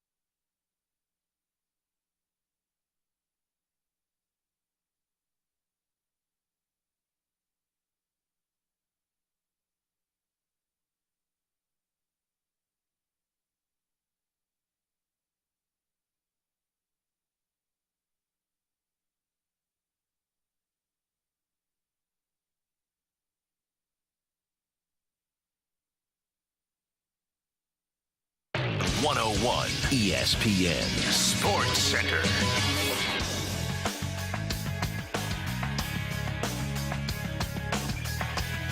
I'm Andrew Marsh. It's time for a Sports Center update brought to you by Saliga Heating and Cooling. The Blues picked up 2 wins over the weekend, a 3-2 shootout victory over the Minnesota Wild and a 4-2 win over the Anaheim Ducks yesterday. The Blues will take on the Colorado Avalanche tomorrow. Pregame starts at 6.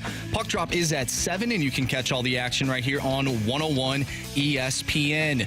City SC played to a 3-3 draw over the weekend against the LA Galaxy. They'll take on DC United on Saturday with a 7:30 start time. And tonight we have the Warriors taking on the Knicks. 8:30 tip-off, or 8:30 pregame, pardon me, right here on 101 ESPN. We will play What Happens First coming up next right here in the Fast Lane. So if you have a text you want to send our way, do so using the Air Comfort Service text line 314-399-9646. What Happens First coming up next. I'm Andrew Marsh, and the Sports Center update is brought to you by Saliga Heating and Cooling, independent American Standard heating and air conditioning dealer.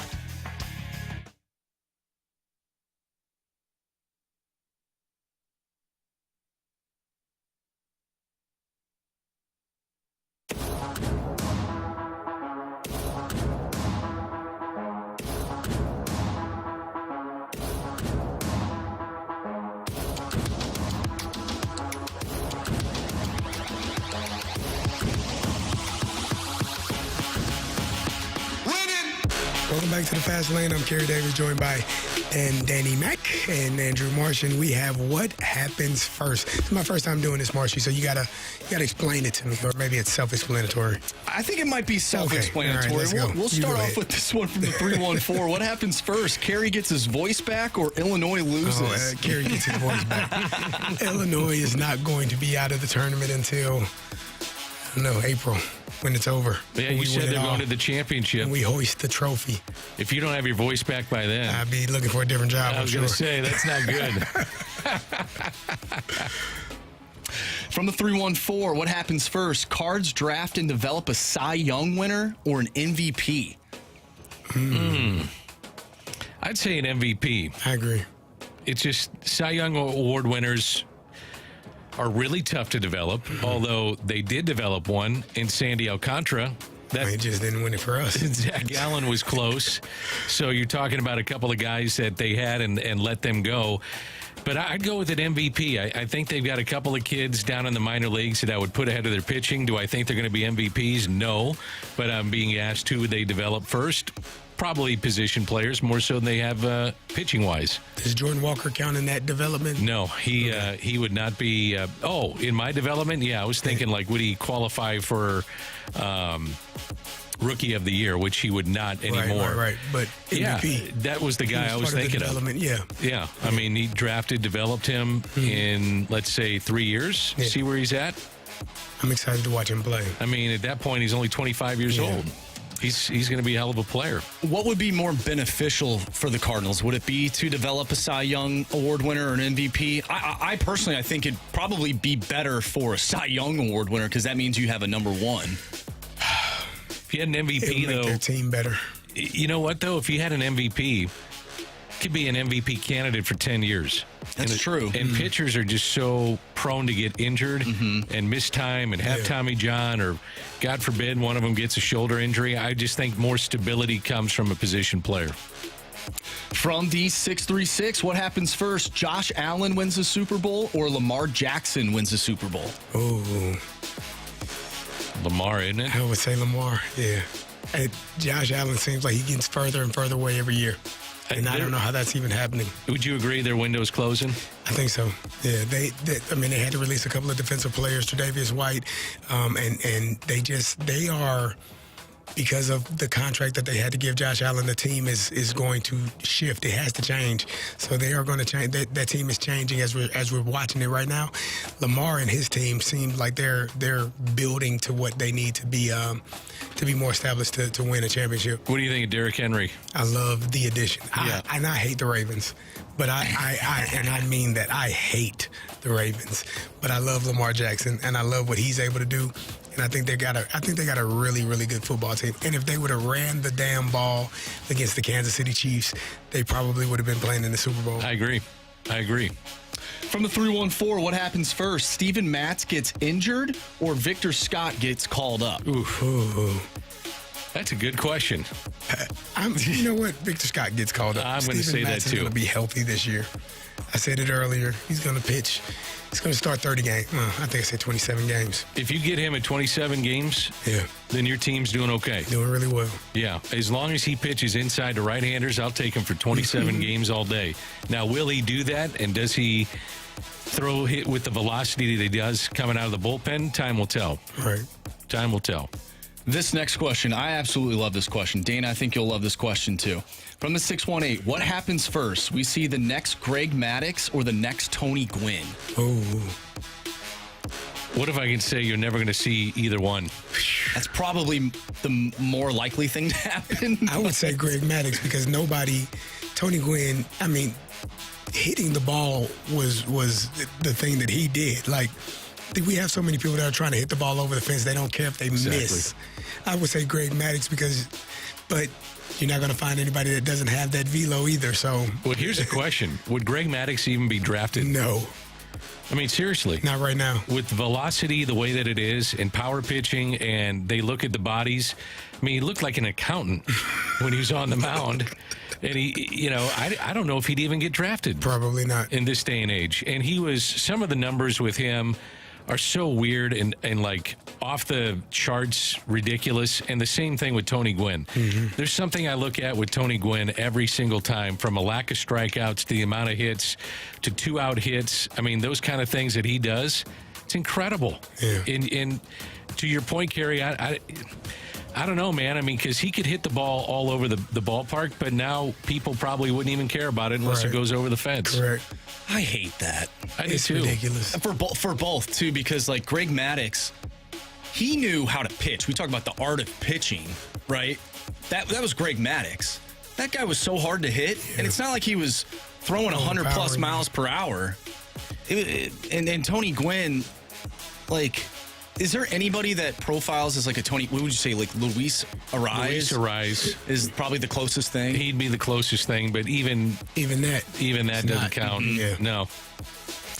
Here's another interesting one, and Carey, I think I know where you will stand on this. From the 618, what happens first? Justin Fields plays in a conference championship, or the Bears play in the conference championship? Oh. Nah, Justin Fields plays in the conference championship with the Steelers. Hold on, is he playing or is he the backup? Well, it doesn't matter. QB1. That's where you're going? Yeah. I'm going to go Steelers in the conference championship. He might be a backup, though, actually. Russell might be the one that leads them to the I think it's a good pickup. I don't know what he's going to provide, but I think it's much better than what they've had. So, does Caleb Williams start week 1? Oh yeah, for the Bears. Yeah. He's got to. No questions asked. I think they made that when they let Justin Fields go, when they traded him. They pretty much solidified that. Wouldn't you just rather ease him in though? I mean, ideally that would be the right way to do it. Not behind Justin Fields because of the age. Oh no! I'm not saying now that he's gone. And you would ideally like to. Yeah. But they signed. They just traded for some players. They are ready to make a move right now. Keenan Allen is not going to want to have a second string quarterback being his quarterback, coming from Justin Herbert and having all the success that he's had. You signed DeAndre Swift. They have a team that is ready to try. They felt like they were a quarterback away. So, and I guess when you look at C.J. Stroud and you say, okay, there's a first-year guy that did it. Yep. Our guy can do it too. Yeah. Last one here from Janet. What happens first? Yachty joins the Cards or Mo leaves? Yachty joins the Cards because he already has. He signed a deal to be part of the front office. So I'm going with the easy way out in this answer, and Yachty is first. Right there. Yeah. Yachty joins the Cardinals first. I am shocked, though, that we have not heard about him being involved in camp. Mm-hmm. Right. I don't understand that. I wonder if that has, and I was just wondering, if that has anything to do with the Ali Marmol extension. Do you think the two are kind of tied in a little bit? Because like the serious level of Yachty? I don't know. I do think it ties in where you don't want your manager looking or having the fan base after a slow start go get Yachty, go get Albert, let's go. This guy can't do it. I think it does ease some of those tensions for sure. Yeah, I think it does help with that. I don't know if it tied in because Yachty's not there. I don't know what the expectation of Yachty was in terms of what they wanted him to do or what they wanted him to be. If he was going to be there and be a part of it, I thought he would be there with pitchers and catchers, some parts of spring training, helping out, assisting. If his ideal is to eventually be a manager, it's a lot of work being a manager. It's not like, playing, you've done the TV side where you travel. It's a lot, but to be a manager is even more on those guys. So, I think it's really a mindset and understanding whether or not he really wants to do that at that level. And Ali and Yachty, I got to tell you, are very close. And so is Ali and Albert. So he didn't look at it. And I had a couple of breakfasts with Ali recently, and I'm telling you, unless he completely fooled me, which I don't think he did, and we've talked a lot, he wanted Yachty around, and he wants Yachty around. I mean, he's honestly saying, look, he's not a threat. This is a guy, if he can help us win, I want him around. I'm just a little surprised that with spring training here, to your point, Carey, especially in the beginning, right, where it's pitchers and catchers, I thought that would be valuable time that he could spend with a lot of your young kids. Definitely. There's Danny Mack. There's Andrew Marshall. I'm Carey Davis. Coming up, the Cardinals have had a few injuries so far. Are they able to withstand these injuries if they continue throughout the season? We'll talk about it next on the Fast Lane.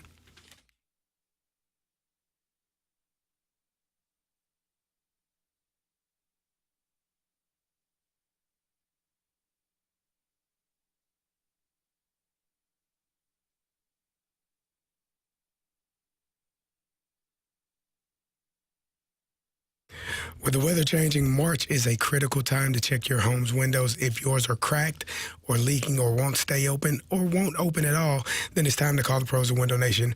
Right now, for every 2 windows you buy, you'll get 2 free windows, and there's no limit to how much you can save. Plus, you could save even more with 0 down, 0 interest, and make 0 payments for 24 months. Window Nation's windows come with a lifetime warranty and can be installed in 1 day or less with proven quality and services. No wonder thousands of homeowners have trusted Window Nation for their homes, and you can too. So if your old finicky windows and high energy costs from this winter are cutting deep into your finances, don't miss out with an unlimited buy 2, get 2 free. Plus 0 down, 0 interest, and make no payments for 24 months. You can't afford to wait. Plus, get a house of windows with a pair of free Cardinals tickets. It's easy. Call 866-90-NATION or visit windownation.com to schedule your free in-home estimate.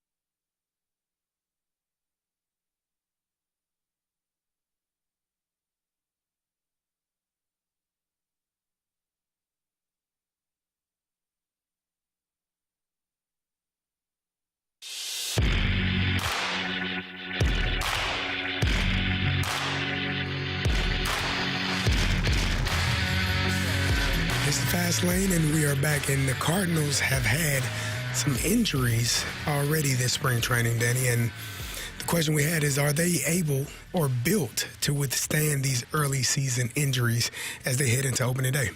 We'll find out. That's for sure. I think the big one is Sonny Gray, and if you can get him back and a part of the rotation and not worried about where does Matthew Liberatore go or potentially Zach Thompson, to me, the big one is Sonny Gray. And it sounds like things are progressing in a good manner. He will not start on opening day, but I think they should play the slow game with him, make sure once he comes back, he's there for the long haul. That's the one that concerns me. The others, not as much, because I want to see some of these other guys have a chance to play. And, Tommy Edman will be back at some point, you'd like to think. In left field, Lars Nootbaar is going to be back at some point. It's not ideal, but it's something they have to deal with, and especially in the first month, which is a tough portion of the schedule. Yeah, the Sonny Gray injury is probably the one is the one you don't want. That's probably the worst one. And then I was going to ask you, is there any concern, because it is a hamstring? He was on the IL last year twice with a hamstring injury.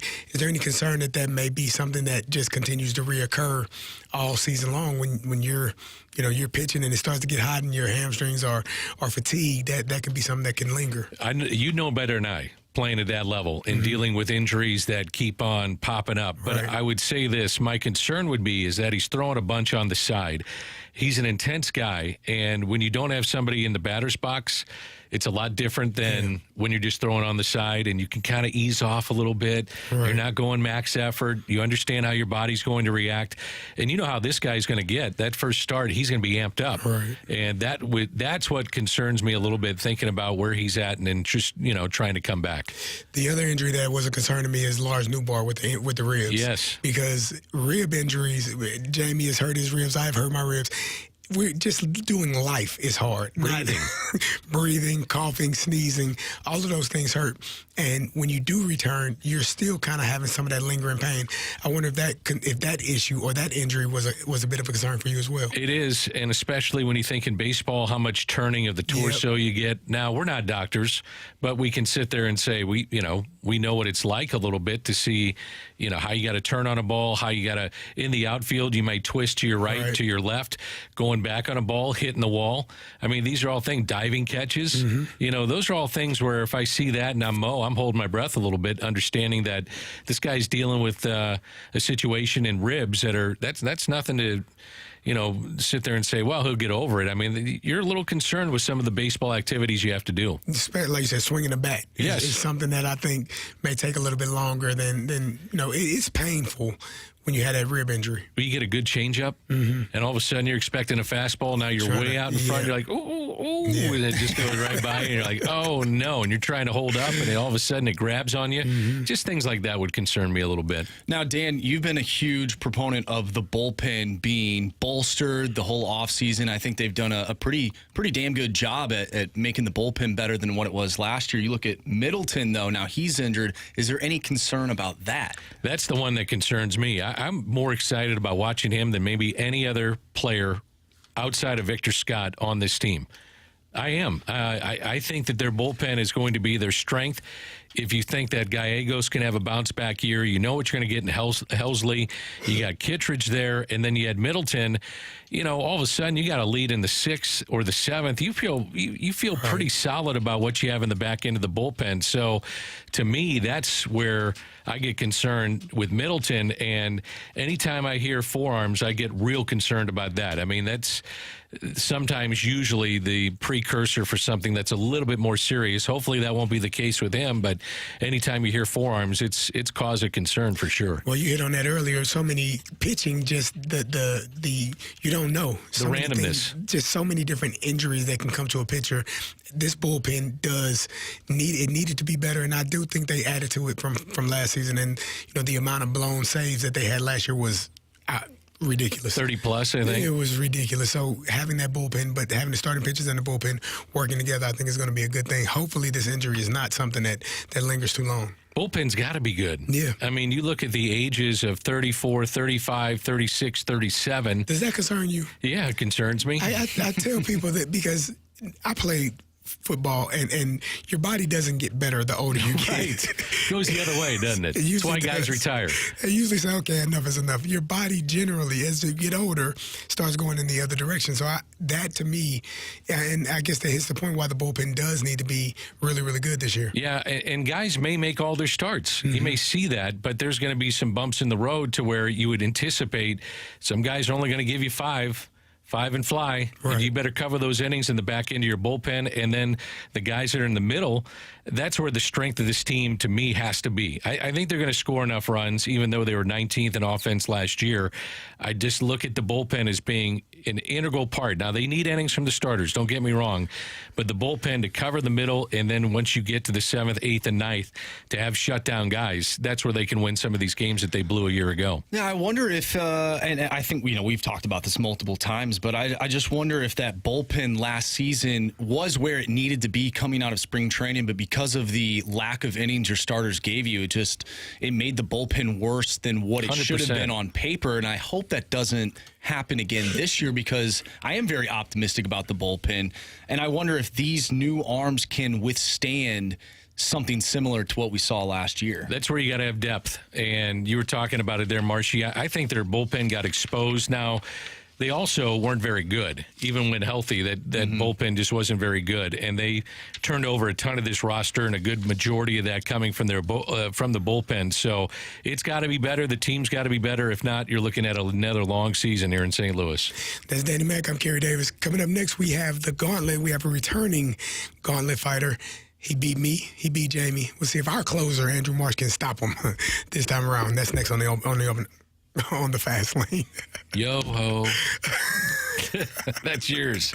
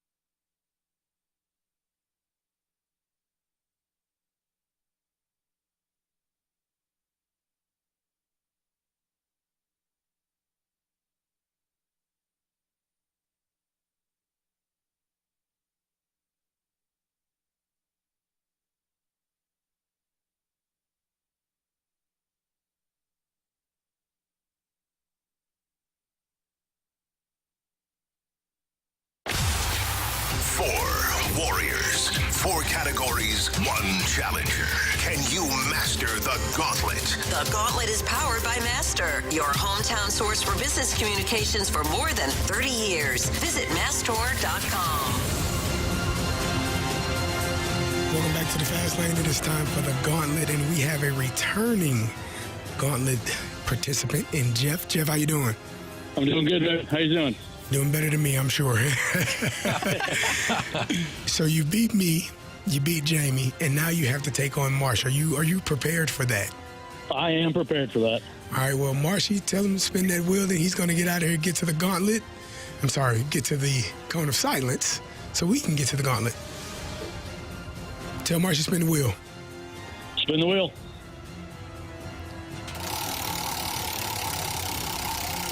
All right, Marsh has spun the wheel and he is walking out.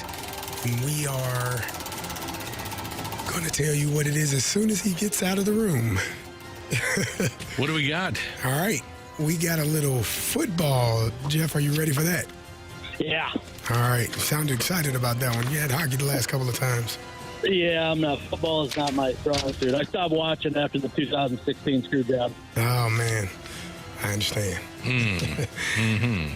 All right, here we go. Ooh. Question number 1. The Battlehawks season kicks off on March 30th on the road against which team? Give me the options. Is it the Michigan Panthers, the Arlington Renegades, or the Memphis Showboats? Let's go with the Renegades. All right, question 2. Battlehawks QB A.J. McCarron played for 3 NFL teams in his career. The Cincinnati Bengals, a very short stint with the Oakland Raiders, and then 2 seasons where he played in 4 games with which other AFC team?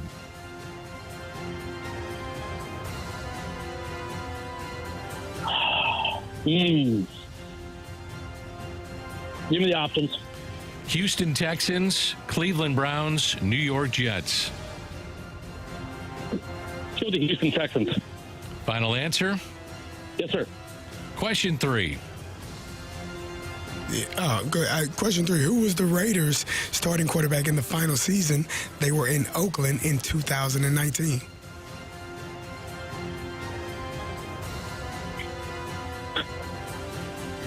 Gotta be David Carr. Let's go David Carr. Okay. Final answer? Final answer. All right, question 4. How many teams has Derek Carr played for in his NFL career? Okay. Raiders. It's with the Saints.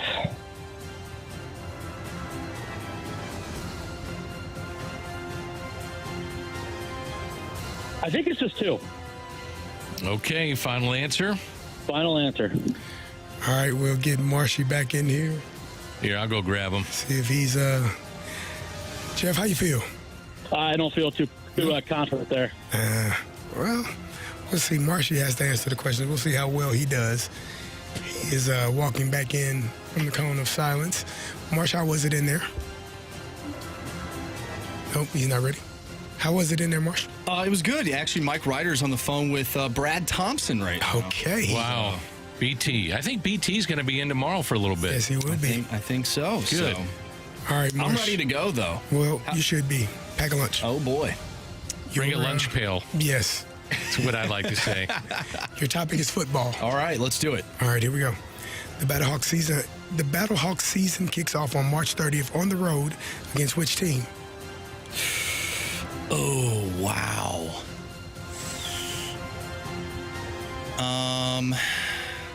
Damn, who are they playing? I'm gonna go with I think it's Birmingham. Let's use the options just to be safe. Is it the Michigan Panthers, the Arlington Renegades, or the Memphis Showboats? Michigan Panthers. Final answer. I'm glad I took the options.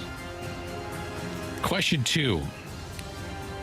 Battlehawks QB A.J. McCarron played for 3 NFL teams in his career. The Cincinnati Bengals, very short stint with the Oakland Raiders, and then 2 seasons where he played in 4 games with which other AFC team? Oh, wow.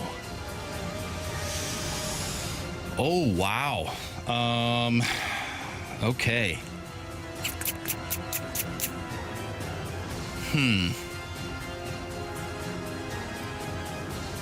I have no clue. Let's use the options. Houston Texans, Cleveland Browns, New York Jets.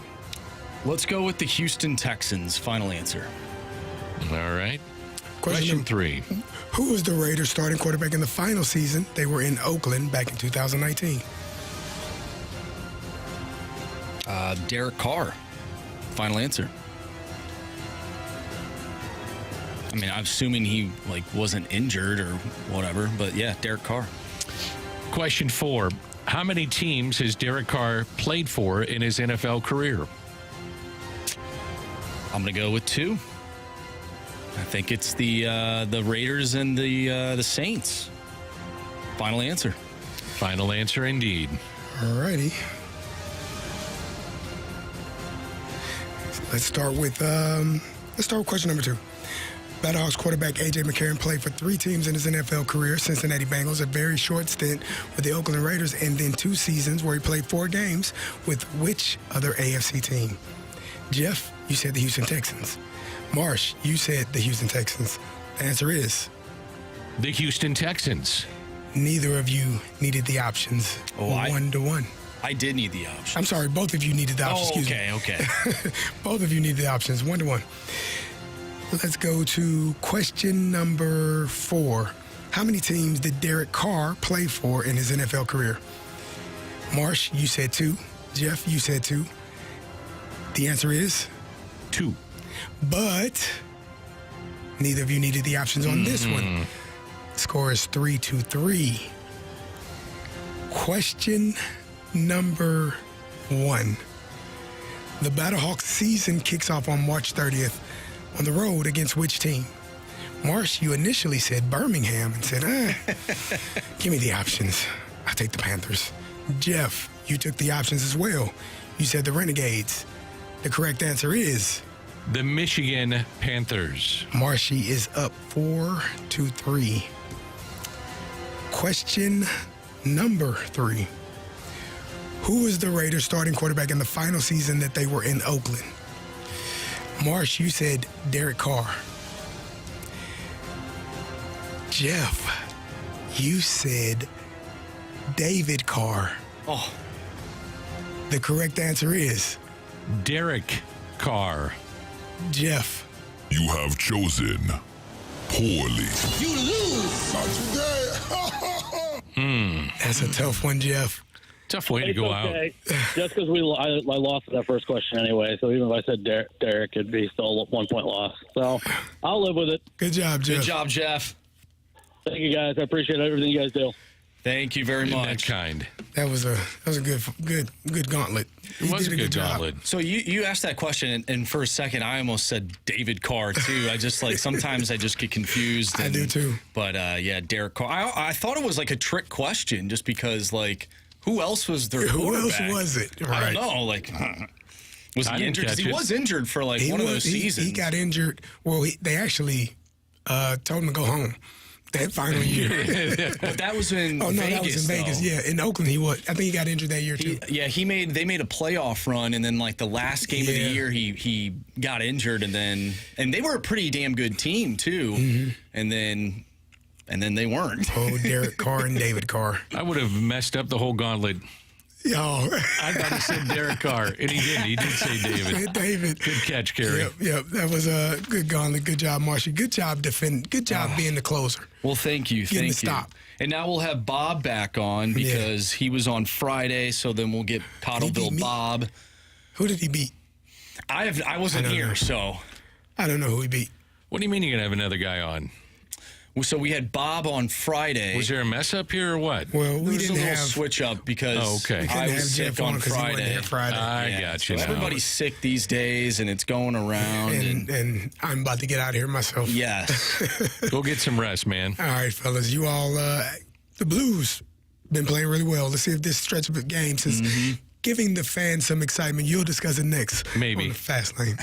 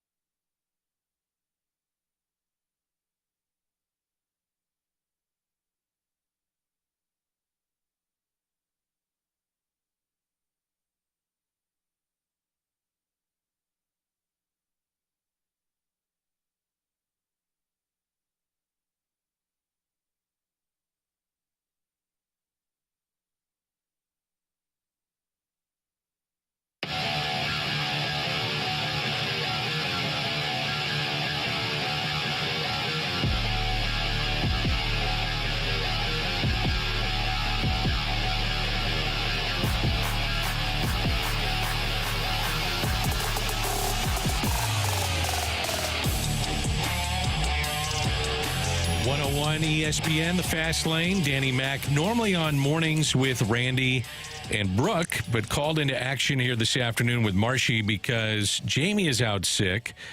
Let's see. Anthony is on vacation, and CD, he is, if you were listening earlier, he's hurting right now. So it's just us, and we're just going to open up the text line and talk about whatever we want. I think so. Oh, you said we're going to talk about the Blues. Yeah, we can talk about the Blues. I mean, they've been playing really good hockey lately. Four straight wins for them. Last night, it looked a little shaky at the beginning, but the power play came alive. They scored 3 straight power play goals in the third period. You know what I love watching now? What? Jake Neighbours. He's been unbelievable. I love watching that kid play. I love watching him and Torbchenko and Binnington. Yes. Give me that trio or even Joel Hofer, and I'll take it. I just love watching those guys play. And Carey kind of teased it going into break. What's our excitement level?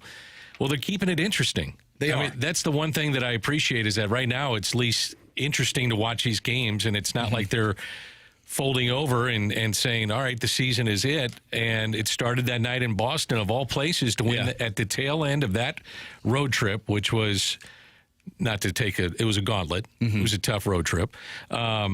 And to win that game 5-1, and it's propelled them into having a chance at the playoffs. It makes it fun.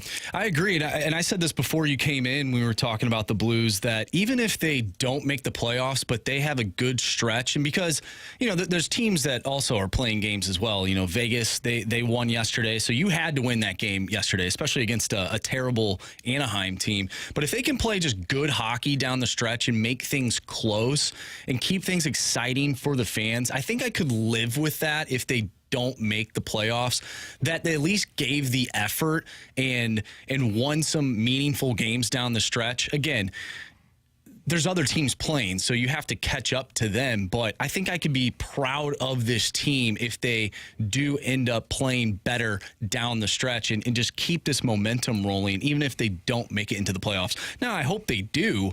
And if they do play really good hockey down the stretch, I think maybe they could surprise people in a first round. They've got Blues have the Avalanche tomorrow, pregame at 6, and then 2 days after that, they've got at the Senators, winnable game there. Absolutely. Potentially. Tomorrow will be a tough game, but I think when you look at how they're playing right now, they could match up with a lot of the better teams because they're playing desperation hockey. I mean, it's so cliche, but right now, this is desperation hockey. This is playoff hockey, which makes it fun for the players, I would think, and for the fan base. You come to the rink still having a shot. That's what I love about this. Now, I think what's interesting is, what do you think happens to Drew Bannister? If he gets in, what do you do then? Or if he makes it close down the stretch? Because let's be honest, 5-on-5 hasn't changed all that much. The power play changed a bunch, and Binnington has been as good as anybody right now in the league. So he's keeping you in these games and giving you a chance to win. I think it's an interesting decision that Doug Armstrong has in the offseason, because if they do, at least, like I said, if they make it close and they're only a few points out of a playoff spot, or if they make the playoffs, I would have to think that he has to come back, because there's not a name out there, at least to me, that you can bring in that really intrigues me. I don't know if there's a name out there for you. I know the Penguins right now, they're not in a playoff spot. I wonder if Mike Sullivan gets let go. Potentially they could bring him in. He's a Stanley Cup winner. That's a name that would intrigue me. There's just not another name out there that I think intrigues me right now. Maybe the text line could help me out, but I think having 3 coaches within a span of 2 seasons, that's a lot for players. And if they... But with the turnover of the NHL, does it really matter? I guess and you start somebody with a clean slate going into training camp next year. Just something to think about. I wonder, though, them being in a retool right now, we see this a lot with teams that they have a coach that helps with the retool, and then once that team is ready to make a run for a championship, that's when they go out and get the other coach. I wonder if that's a situation that we'll have here in St. Louis. But hopefully Drew Bannister, hopefully this team just makes the playoffs. They keep Drew Bannister and they just keep things going and keep building, because he does have a good rapport with a lot of these young players. He's coached a lot of them in the AHL. 636. I'm worried that the Blues will sneak into the playoffs, but then get drilled in the first round because that's how inconsistent they are. I'd rather find out. I'd rather see this team get to the first round of the playoffs and see what you got. My ceiling was at about the midway point of the season, I thought if they get in the playoffs and make it to the second round, that's the ceiling. At that point, everything else is gravy. But I thought if they can make it to the second round, oh, okay, maybe you got something here. Right. I'll give Drew Bannister, though, a lot of credit on this and how he's switching up his top two lines. And he's getting production out of those guys. That's been interesting for me. The power play was interesting to me, how he shook it up a little bit. He's not afraid to do that. He's not afraid, and I don't know if you agree with that, but he's not been afraid to do that at times, especially here in the last couple of weeks. And I respect that because I think that says a lot about a coach, especially a new head coach, an interim head coach at that, to go in there and make those moves, because I feel like you could be a little hesitant being in that situation to make a move or even sit a guy. I mean, we saw early on when he was the interim head coach, he sat Pavel Buchnevich. Like, those are decisions that maybe you wouldn't think an interim would make because they're hesitant to really. But don't you get the feeling he's playing with house money, though? Yeah, I know he is. Yeah. So why not, right? Exactly. You got to do what you have to do in order to win. And I thought last night, switching things up on the power play, that was a really good move, and it ended up working out because they were more direct on the power play. Now, I don't know if they go back to what it was before with Carey and Torrey Krug on the power play one, but you saw last night that it worked with Justin Falk and Braden Shen on that power play one. So you have to keep things going and just see how things ride, because you are playing with house money right now. I saw, by the way, switching topics here a little bit. We're talking about coaches. I saw Craig Berube on a national telecast. Yeah, on TNT. Yeah, over the weekend. He's sensational. He's awesome. He is sensational. And there's certain guys that I think about that would make that jump from being a coach in other sports too. Being a coach to then having to sit behind the desk and break down a game. And when you're getting interviewed as a coach or a player, it's a lot of the standard answers, right. Teammates are great, got to play better, gave 110%, do the little things to show up and win. And I started thinking about Bill Belichick. I was like, could Bill Belichick make this transition next year? Like, if he's on a Manning cast, right, they're going to loosen him up. If he's behind a desk, I don't know if that happens, but he's got the resume and the cachet to where he's going to make you pay attention. Nick Saban is another one that I think about. Now, he's done a lot of TV work with ESPN, and I think he's been good. But now he doesn't have to worry about what other guys in the industry, so not as much about what they're thinking about what he's saying. He can let it rip a little bit. Right. I thought Craig Berube was pretty enlightening in what he had to say. I mean, he showed personality, and he obviously has a hell of a resume. I just thought he was really good at it. Yeah, we've seen a little bit of that on here when he would join the fast lane. I think it's just a little bit different. Dry. You get a little bit more personality there, but I love seeing him on the TNT broadcast just because I really loved him here as a coach, so I want to hear what he has to say. So to hear what he has to say about other teams and how he views other teams, it also kind of reminded me of maybe how he thought about game planning when he was the coach as for the Blues, and maybe what they would look at from other teams. Breaking down, I know the game yesterday that I was watching in particular was the Devils and Golden Knights game on TNT, and how they would talk about the Vegas Golden Knights and whatnot.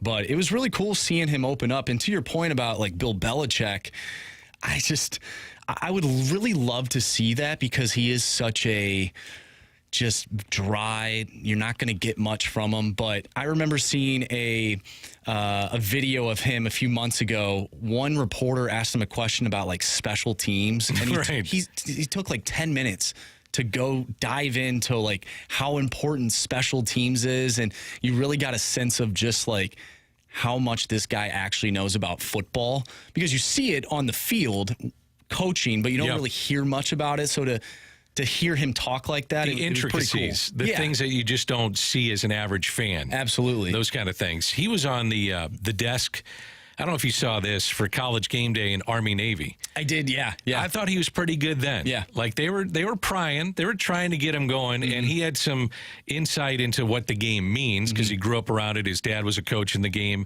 and he was also tight with Lee Corso.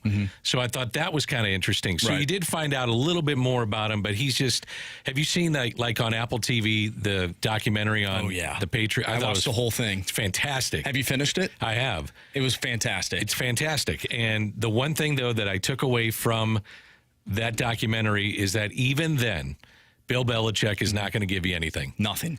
And, they tried to get him on Deflategate. They tried to get him on coaching Tom Brady, tried to get him talking about Drew Bledsoe. It didn't matter. And it was almost like the players were just interchangeable parts. I'm not looking at them as human beings, but they're assets. And you're either an asset when you play on the field or you're not. And they're interchangeable parts. That's what I took away from listening to him. One thing that I found interesting, and maybe you'd agree with this, is that now that the dynasty's over, right, Bill Belichick, even after all this has transpired, we've heard that Tom Brady and Bill Belichick, like, whether or not you believe this or not, they say that their relationship is good. He still did not give Tom Brady credit in the documentary. Didn't you think Robert Kraft was a little critical of Belichick too? He was. He was saying some things where I was like, I don't know if I would actually come out and say that. Like, talking about when Tom Brady and his wife at the time, Giselle, went over there and really aired it out about Bill Belichick. I'm like, why are you talking about this right now? It was a little, that took me back. The fact that Belichick looked at players as interchangeable parts. And then the whole Aaron Hernandez thing, they did a whole, remember that? They did a whole episode on that. That was fascinating. I had forgotten that Brady was suspended for 4 games, Deflategate. I mean, things happen and they just go away and you remember it, but it's not like the intricate details. And him coming back in the way that he performed that year, and then that was the year that they were down 28-3 to the Falcons. I just found the whole thing, anytime you can take me behind the scenes of a season or team or a great player, give it to me. I want to see it. What I loved about that, being, as young as I am, I don't remember too much of the early years. Like, I remember watching it, but I don't remember like the drama that transpired within the team and whatnot. But the one thing that I took away, and I love that they brought Mike Martz in for the first few episodes, and it reminded me of the Rams. And I asked this to the guys, and I don't think they've seen much of it. I know Jamie's watched it, but there was a point when he was talking where I thought, man, I wonder if the Rams were a little too cocky during that run, because they could have been the next dynasty. For sure they could have. And it's crazy how one little moment within that Patriots season could have changed things to where maybe the Patriots don't even make the Super Bowl and the Rams become that next dynasty. And it changes the whole landscape of what we have in the NFL, and potentially could have changed whether or not the Rams were here in St. Louis. Does Kurt Warner stay? I think he does. I do too. It's tougher even with the thumb injury. How do you get rid of a guy, multiple MVP, multiple or Super Bowl MVP as well, and to say he's got this sore thumb, but we're going to still hand it over to Mark Bolger? Like, I've seen documentaries a little bit on Warner where they've talked about March specifically saying, I probably didn't handle it the way I should have. In retrospect, I should have handled it differently. If he stays, what happens with this franchise is something to think about too. By the way, we need to go to a break, and if you're just tuned in, Anthony is on vacation.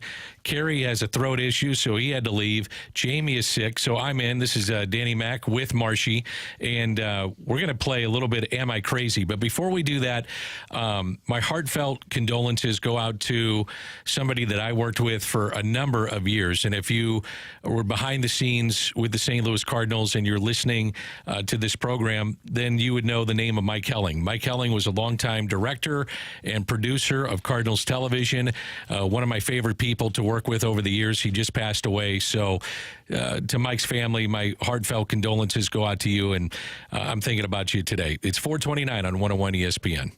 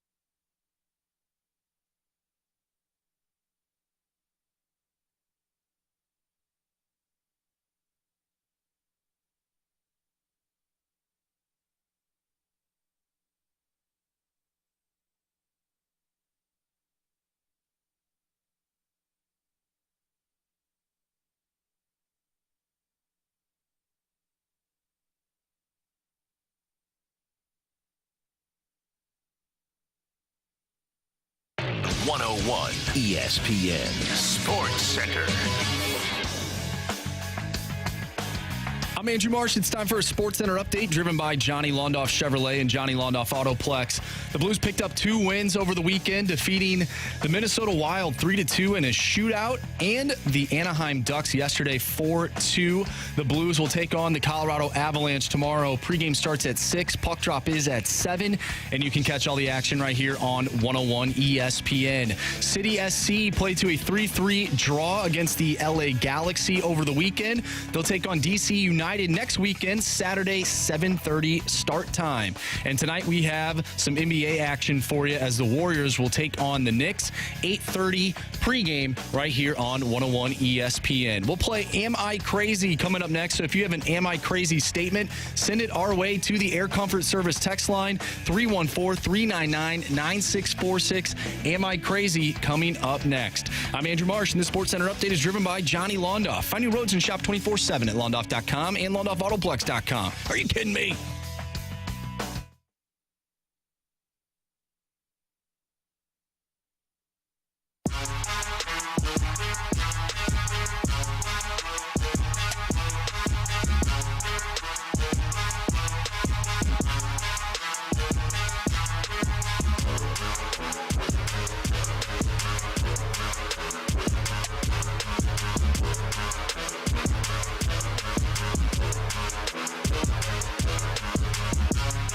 Fast Lane rolls on 101 ESPN. Danny Mac with Marsh. And again, Anthony on vacation. CD had a little bit of a voice that was leaving him. So he left the studio, and Jamie is sick, and he's out. So you got me for the next 90 minutes or so. And Marshy, we have coming up later tonight, Warriors and Knicks, pregame at 8:30. Tomorrow, Blues and Avalanche, pregame at 6. And all kinds of NCAA coverage later in the weekend, this weekend on 101 ESPN. Am I Crazy, Marsh? How do we play this? What are we doing? So I'm going to start off with an Am I Crazy? Of course, we can get some of the text messages that are rolling in, so we'll also look at that as well. But I'll start it off, Dan. Am I crazy to think that if Zach Thompson is in the starting rotation, then that is a good thing? And I think that the way I am presenting this would be that one of the starters right now will falter, but I think in the long run, him being in the rotation could be a good thing for the Cardinals. Am I crazy for that? No, that's where I want him. Now, I'm going to say that if Sonny Gray is healthy, then Zach Thompson is working out of the bullpen. And then if Steven Matz is ineffective, or somebody else, but I would say the leash is shorter on Steven Matz, then you'd see Zach Thompson come in. And you know this, Marshy, I've been telling you forever, I'm a big fan of his. I don't think you mess with him in the rotation and then bullpen, you're back to rotation. Right. The occasional spot start I'm okay with, but sending him down to get stretched out, I bet if they could do it over again, they would not do it, and how they handled it last year. I agree. I thought that when he had that first initial start, and like you said, I get it, because as a Major League Baseball player, you need to be ready for whatever situation you're called upon. But I just feel like with the way that these young pitchers are nowadays, like, you just can't do that. We're not in the same era as we were back in like the mid 2000s or even the early 2010s. Like, pitching is just different now. It is. So I wonder if that messed him up. But I have a question for you. If we're looking at between Matthew Liberatore and Zach Thompson right now, who has the upper advantage to get that 5th or 6th starting rotation spot? Is it Zach Thompson? Yeah, I think it's got to be. And especially at the way that at times he's performed this spring. And Liberatore had one bad outing, but I like Liberatore coming out of the pen. And the reason that I like that is that he can let it loose. You say, all right, big man, you got 3 outs to go get. Right. Let it rip. Let your fastball get up to 97. Throw in on righties. Trust that when you're inside the zone, you have good enough stuff to get people out. I think the physical talent is there. I do wonder, and I don't know this for a fact, just scared is not the right way, but tentative. I wonder just how tentative at times he is. And instead of worrying about all the outside noise, just go do you. Right. And see how that works coming out of the bullpen. And there's a lot of pressure on him, especially being a part of that Randy Arozarena trade. there's so much. It's kind of linger a little bit. I know. It has to. Like, it would be in anybody's head. I mean, these guys are human. Yeah. Obviously, they are Major League Baseball players, but I think, though, you're getting enough distance from that to where you say, if I'm a player, I got to be looking at it this way. This is my career, so I'm not worried about what the Cardinals are doing and Randy Arozarena is doing. This is on me. This is my career, and he's not at a crossroads yet. But I'm starting to get the Carey Davis. voice. Yeah, we don't need that. I'm not at a crossroads yet, but I need to start showing what I can do to stick long term in the big leagues. Let's go to the text line from the 314. Am I crazy to think a 6-man rotation benefits a club better than a 5-man rotation? I don't. I think guys are creatures of habit, and they have been, especially veterans, have been trained this way, if you will. And when you have Lance Lynn at 37, did you look at the ages of Michaelis? He's 35. I think Matz is 34. Sonny Gray, 33. These guys have been in the league 10-plus years, and they're used to a 5-man rotation. So I think at times it can be beneficial just to give guys an extra day, a break. But to do it for the long haul of a season, I don't think that's a good thing. I agree. From the 314, am I crazy, or was the extension to Ollie a shot at Yachty? I think it just took a little pressure off that situation. I think what they did is they looked at last year and said, that's not Ollie's fault, which, by the way, I would agree with that. You're given the players you got, and with the injuries that they had, there's only so much he could do. Do I think, though, it was part of what went into this? I would say, yeah. I mean, do you want that hovering? If let's just say you come out in that opening road trip and you drop 3 or 4 to the Dodgers, which could happen. Yeah. And you drop 2 or 3 to the Padres. They had a tough schedule to start off the year. So all of a sudden, you got 2 wins coming home for opening day, which, by the way, then you take on the Marlins, team that went to the playoffs last year. And you look at Arizona, I think, a couple of times in the first month. And then all of a sudden, it really gets loud. You know, the calls get loud for Ollie and saying that he's not a good manager. They need to get rid of him. And who's the guy that wants to manage at some point? Yachty or Albert.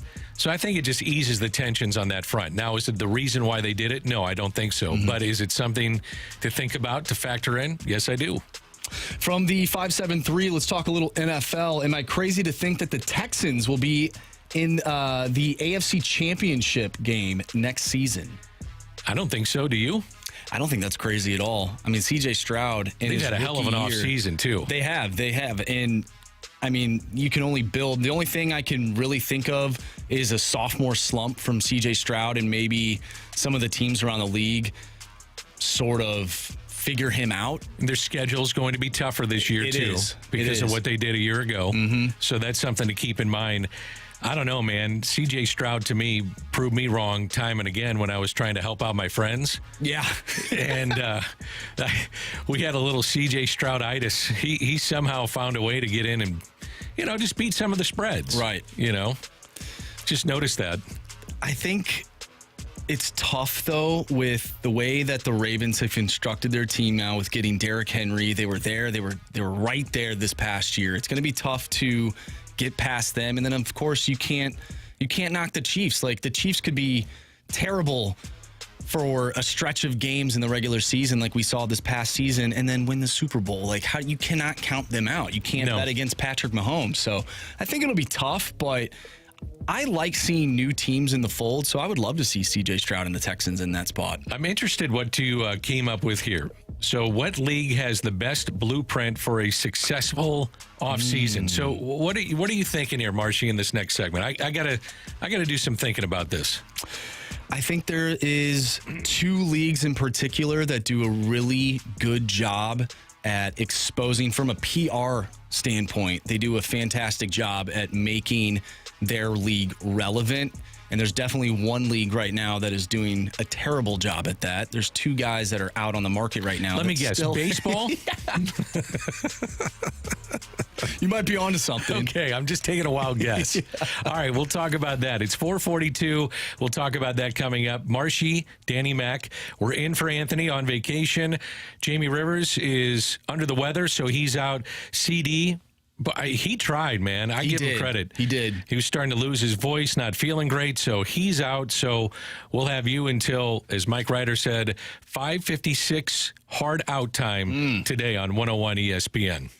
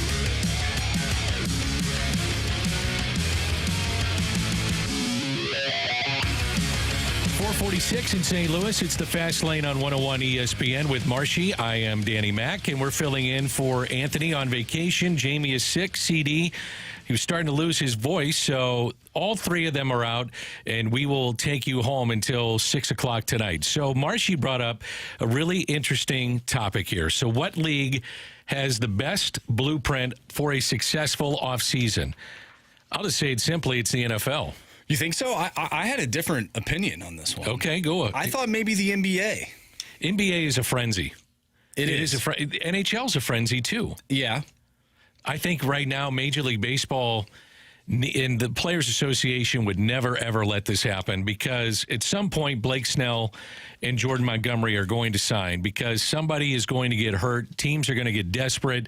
Teams are going to look and say, we're really close, and if we add this piece, we can make them, that'll make them much better, and we're willing to dole out the amounts of money that Scott Boras is asking for, although I'm shocked to see two guys of their level of play still out. But baseball, man, I would love to see like a hard date that you have to have things done. It's why you have a trade deadline. They say 4 o'clock Eastern time. Right. Because it takes it up to that point, and then after that, it's over. So you have to make decisions. You got to move. You got to think quickly. I wish Major League Baseball would do that. And think about it, too. When Major League Baseball starts their free agency period, and we're in a baseball town, it's like, yeah, this is going to be great. Right. We're looking at player X, Y, and Z, and those players don't move for weeks. Right. And now the Cardinals came out initially and made a lot of moves, and then gradually made more moves for their bullpen and whatnot, but I'm waiting to see the big guys go, and you don't hear anything about them. It's crazy. It is. I think it is annoying. Even like the Shohei Ohtani, we had to wait a little bit. Yes. Which I guess to negotiate and how you figure out $700 million. That is very fair, and the way that they went about it, I can see why it took a little bit to figure that out. But I just how is Blake Snell and Jordan Montgomery still available? Like these guys lefties. They're difference makers too, Yes. I believe, for teams. I guess with the Snell thing, he's probably asking if he turned down 140 to 150 with the Yankees, that means he's looking at probably 200, 190, 180 to 200. And I guess teams are saying, do I really want to spend, and again, he's a 2-time Cy Young Award winner, but do I really want to spend on a guy that's going to walk 5 per 9? Do I really want to do that? And analytics may be saying that Jordan Montgomery, if we give him a long-term deal, the back end of that is going to be ugly because he's, 31, 32, something like that, I believe. And they're saying instead of being paid for what you've done, now they're getting paid for what you might do. And analytics are a big, big part of that. I think another problem is that who are the two guys represented by? Scott Boras. Scott Boras, man. That's part of it, too. Yeah, I wonder if teams are sort of getting annoyed by Scott Boras, and they're just like, it's just not worth dealing with him. Yeah.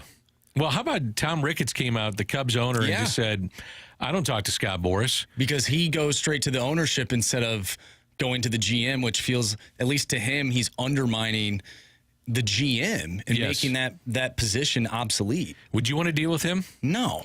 But you have to because he's got the top players. He does. That's the problem. That's the catch-22 of this, is that if you want talent, his collection, his pool of talent in many ways is way better than any other player or agent that you're going to talk to.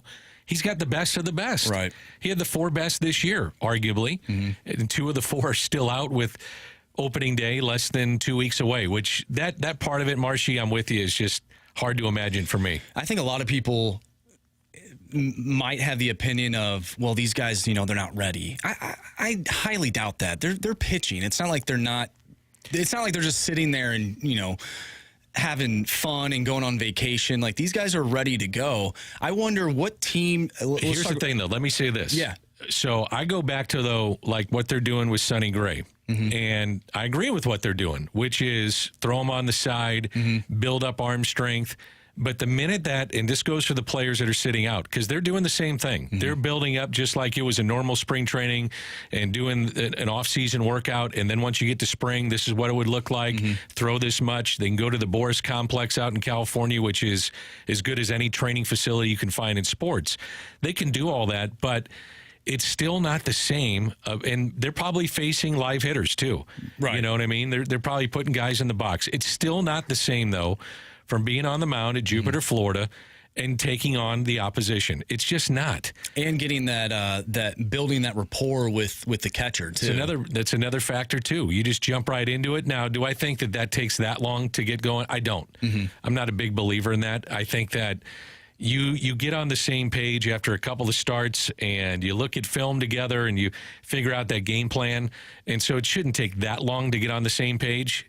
But you need to be facing, though, other major league caliber players between the white lines with fans in the stands to where you're amped up a little bit. Throwing on the side and facing you or I, that's just not going to do it. Right. And I wonder, like Blake Snell, we'll use him for example. I wonder what type of team that he profiles to be best with. Like you mentioned, some teams just aren't willing to deal with the walks and the 5 innings and whatnot. How about a good bullpen? That's what I'm thinking. He needs to go to a team with a solid bullpen. A loaded bullpen to where the days that he's ready. I would say, managing's fun. You manage in the moment, but you manage for tomorrow and the next day too, so you don't burn guys. For sure. I would have guys in my bullpen available the days that he's ready to go. And some of my best arms, I would leave them out from the night before and say, you know what, it's a Blake Snell start tomorrow. He's going to give us 5. We're going to be within a run or up by 3, but we're going to be in the game no matter what. So after 5 or 6, let's get him the best chance to win with that bullpen. Do you think some teams have the opinion of sort of what the Cardinals are doing right now with we need guys that are going to eat innings, and he is a guy that simply just does not do that? Do you think baseball is starting to go back to that, or are they still sticking with, I just don't think you want to pay $190 for a guy that's going to be 5 innings. That's probably what it is, bottom line. Yeah, I just don't know if there's an appetite for a team to say, yeah, we're going to pay this guy $200 million, knowing that his average start is 5 1/3. I mean, who wants to do that? I know. It's just, I feel like when you're late in the season, you could probably use a guy like that, because in the postseason, you're not really getting a ton of length from your starters anyways. Yeah. It's all bullpen. So if you can have a guy that goes out and shoves and you know that you're going to get solid 5 innings and you can throw it to your bullpen, I would take that guy, and I'd pay. And I think you want to pay him though that kind of money. I would, but here's the on thing: a short term, I'd give him a short term high AV and give him an option. And I want him as my game 1 starter. Yes, if I feel like I'm a playoff team, he's my game 1 starter. That's why I'm really paying you the money. Yeah, is once we get into postseason play, I'm expecting my 25 to 30 starts, and we're going to be very competitive in your starts. But the minute we get to game 1, man. You're my horse. You're my ace. Let's go get him. Do you think he signs before Jordan Montgomery, or do you think it's the reverse? That's a great question. I think it all depends on the money and the years. Yeah. If somebody's willing to go short term with them, then I think that's the first domino to fall. So going back to the original question, why do you think that the NFL has the most successful blueprint, compared to what I said, the NBA? You had a bunch of dominoes fall. Yeah. And I also think ESPN and NFL Network, and the fact that it's the number 1 sport in the country, they're constantly talking about it. If you listen to our morning show from 7 to 10, if you listen prior to that, they're talking NFL. NFL here in March is dominating their show. And I'm not saying that's wrong. I'm saying it's probably right, because the meters tell them people want to hear about the NFL. Right. So that's one of the reasons why. I think it's oversaturated to a point, but people want to hear it. People want to always know about it. And I think that the more that we talk about it, the more that I kind of digest. I think the NBA maybe 5 years ago could have been at the top of that now, but after this past offseason with the NFL, I mean, I'm already excited for week 1. I never stayed to the format. No, I know you don't. We have a sports 6-pack that is supposed to be 6 questions in a segment, usually turns into about 12, but 3 on the first segment, 3 on the next one. Yeah. All right, that's Marshy. I'm Danny Mac. This is the Fast Lane on 101 ESPN. I'm filling in for Anthony, who's on vacation. Jamie feeling sick. CD had to leave because his throat was going haywire. So you got us for about another hour and 15 minutes on 101 ESPN.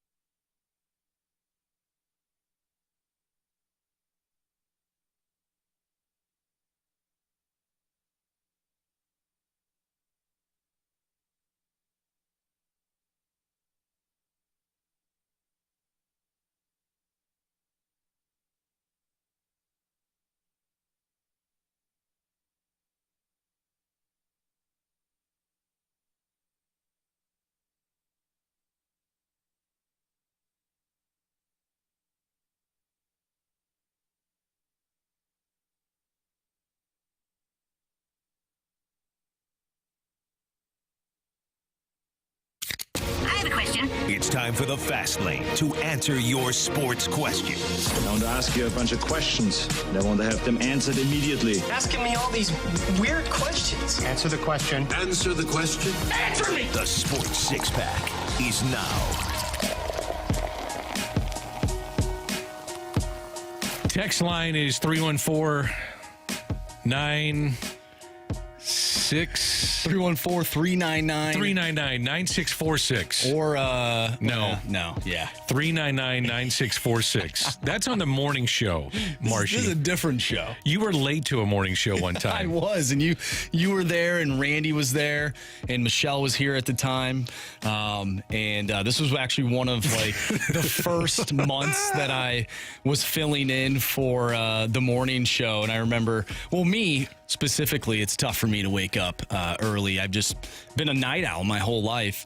And so that one particular morning, I remember waking up to a FaceTime from Randy, and I looked at my phone, and we were about 5 to 10 minutes away from the show starting. No. Is that what we were about 3? Okay, yeah. We were about 3. And I look at the time, and it was one of those oh crap moments. And I made it to the studio before the first segment ended, which is saying a lot because I lived about 20 to 30 minutes away. So you're racing here. I was racing here, and I made it in time. Well, not in time, but at a decent time. But you guys had to work the board, and that was quite the experience for you guys. I used to be Randy Carricker's producer at KMOX, so one of the things that you had to do was not only produce his show, but then answer when people would call in. And he'd have a full board of 10 people on hold,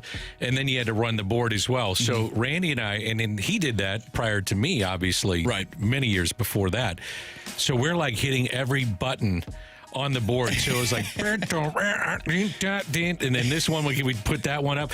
Hello, everybody. This is time for... Nope, that's not the right one. Where's Marshy? Oh, he's sleeping. We were missing you, though, buddy. We were missing you. Well, I appreciate it. And, it didn't affect me by any means. It was kind of a laugh, and it became a joke after that, and it still continues to be a joke, apparently. So. Yes. Yeah. Sorry, buddy. Do we have some texts? We do. We have a couple questions. We just need you to let me know. I don't normally do this in the mornings, but question 1, please. Question number 1. All right, so obviously Carey is gone because his voice is gone. We got a question from the 314. Danny Mac, did your voice ever leave you during a Cardinals series? I'm surprised singers / sports broadcasters / radio personalities are able to use their voice so much day in and day out. Happened a couple of times. One time it was with a Lane Thomas grand slam, and I was trying to save my voice. It was at the end of the game, and I said, grand slam. It was the worst call ever, and I had a bunch of bad calls, but that was pretty bad. And then we're at Citi Field in New York. I want to say I probably had COVID. I don't know if I did officially, but I just felt awful, and COVID was kind of turning. New York was kind of a hot spot again, and we're there, and I'm not really saying much during the game. And Pete Alonso comes up, and I think it was off of Gallegos, and he hits one, Marshy, that's still going. I mean, it is an absolute bomb. And I just say the pitch, and you hear the crack of the bat, and you hear, and I just go, gone. And everybody was like, man, that Cardinal announcer was just so down. He was so upset. Oh, listen to this call. I was like, no, I can't speak. Yeah. I cannot speak. It is gone. How do you remedy that? Do you just drink tea, with try honey? Hot tea, honey, not resting it, trying to get extra sleep, doing all those kind of things. Like what Carey was trying to do when he was here. I think he was drinking that hot tea, and then I had a Hall's menthol thing, and trying to use that, and hopefully that the guy next to me would talk a lot. Did you ever have a call where you, in the moment, you're like, man, that did not sound right? Like maybe it was too hot on the mic, but the levels, and then you went back, you're like, oh, that actually wasn't that bad. There's a couple of the Pujols ones at the very end. I was just so excited on the edge of my seat, like everybody else at home, and I never scripted a call and never will. So when I would do it, I would just let whatever came out of my mind. Right. And I remember when Albert came back, I said, "It's like you never left." Right. And I took my headset off, and I had a guy sit next to me that did some stats, and I said, "Is that okay?" Mm-hmm. I said, I don't know why I said that. I said, he's like, "Awesome, love it." Yeah. I said, "Okay," but I figured like he's going to tell me what I want to hear. Mm-hmm. And then I went back and listened to it. I was like, that was kind of cool. Yeah, it's like you never left. There are certain like moments where, and obviously I'm not at the level that, that you're at, but like doing the Maryville games that I do, I'll have a goal call and I'll be like, man, in my head, I'm just like, I just kind of beat myself up over it. Yeah. Because at least in hockey, that's what I get excited for is the goal calls. And then maybe one game they don't have any, they get blanked or whatever. And then the one that they do score, in my head, I mess it up and I'm like, oh, you got to be kidding me. And it kind of like tails into the rest of the game where I'm kind of thinking about it, and then I'll go back and listen. I'm like, I don't know why I was really thinking about that. Like, it sounded fine. The one thing about the Pujols final season is that every at bat in the second half of the season, really first half too, there was a countdown to something. Right. Like the most pitchers that he's ever hit a home run off of. Right. Like it was 456. You didn't want to mess that up. Right. You didn't. Then the next day was, well, he's going to have an RBI that passes Hank Aaron or something, or whomever it was. And on a local level, it was like, well, now he's 2 back of Stan the Man, or he just passed Stan the Man in total bases. I mean, little things that you don't think about, like the home runs are great. Right. You can sit there and say he's 3 away from 700. Yeah, everybody knows that, but it was the little things that I tried to make sure and include, because that stuff's going to, it's going to live on forever. And what I think is cool that sometimes I feel like people don't think about is not only is that cool moment for you, like calling the game, but the player can then go back and like, this is what it sounded like when I did do this, when I had this moment, and they can have that forever. I've had players come to me, and specifically, I never wanted to mess up their first hit. Because that's the one they're going to be showing their grandkids. Right. You know what I mean? And I've had some of their parents would reach out to me and stuff, so that was cool. That kind of stuff was fun. I enjoyed it. Question 2, please. Question number 2. From the 636, which is worse, springtime allergies, the awful summer Missouri heat, or the Chicago Blackhawks? The Hawks. Yeah, it's got to be the Hawks. Yeah. And then you break it down to allergies or the summer heat. I like the heat in the summer. I can deal with it just because we have pools around here. We can go down to the lake. There's just so many ways to not be hot. The springtime allergies are terrible. I feel like we're dealing with that right now. The entire show has been hit with some type of flu or allergies or whatever. But, I mean, you can't go wrong with the Blackhawks. They have to be the worst. That's the total worst, especially in, like, springtime. I love that they're terrible now. I love that. But I also miss the rivalry. Like, I feel like the rivalry's not the same. I miss the Red Wing rivalry, I do too. And they're a good team now again. You got a rivalry with the Avalanche, kind of. You do. A little bit with Dallas. There's some good playoff series with the Dallas. And if you go further, the North Stars, the old Norris division, those were fun. I miss the rivalry with the Maple Leafs. Oh, yeah. Going back 30 years ago. Yeah. You'd see them a bunch. But the Hawks and the Blues on a Saturday night at the old arena, there's nothing better, man. All smoky and old school, and guys are killing each other. That was fun. And we just had the anniversary of the St. Patty's Day massacre. Do you remember watching that? Did you watch that live? Yes. What was going through your mind when that happened? It's a massacre.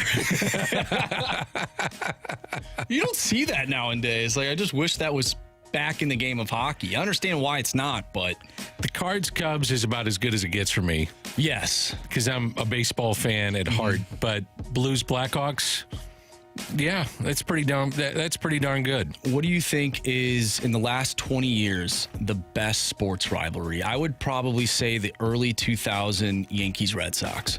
I'm with you. I don't know if there's a rivalry that can really top that one. Especially when you had the Red Sox come down 3-0. Yeah.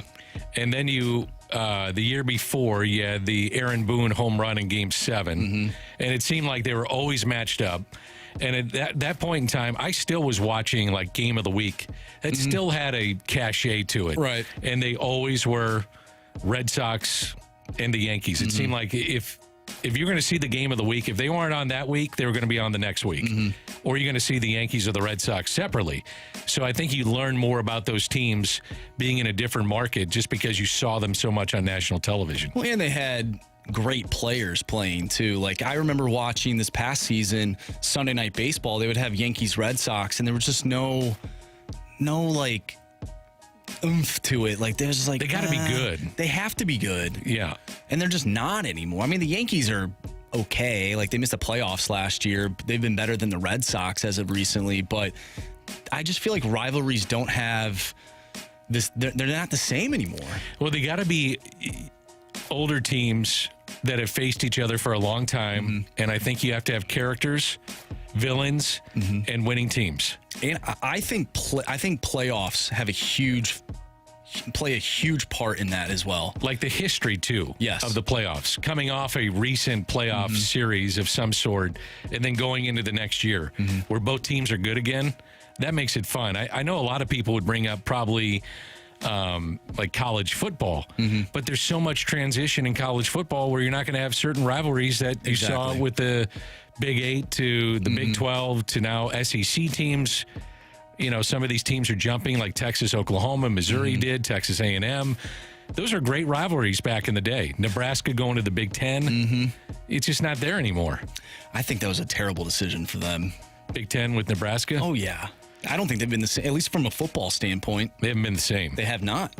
Let me ask you this. Should we make it question number 3? No. This will kind of dovetail into this. So, if you're a great kid out of Florida, Texas, California, what made you want to go to Nebraska anyway? Like, again, they were dominant. Tom Osborne was dominant. But you got a chance to go stay in a warm weather place and go play for a national championship. And they were getting kids everywhere across the country. I've always thought, like, why would you go to Nebraska? And it's no disrespect to Nebraska, but you go take a kid from California and bring him there in the winter months. They're like, are you kidding me? Again, he was putting out players, and they're winning national championships, and I guess I'm answering my own question. But wouldn't you think about that, why some of those kids didn't stay home?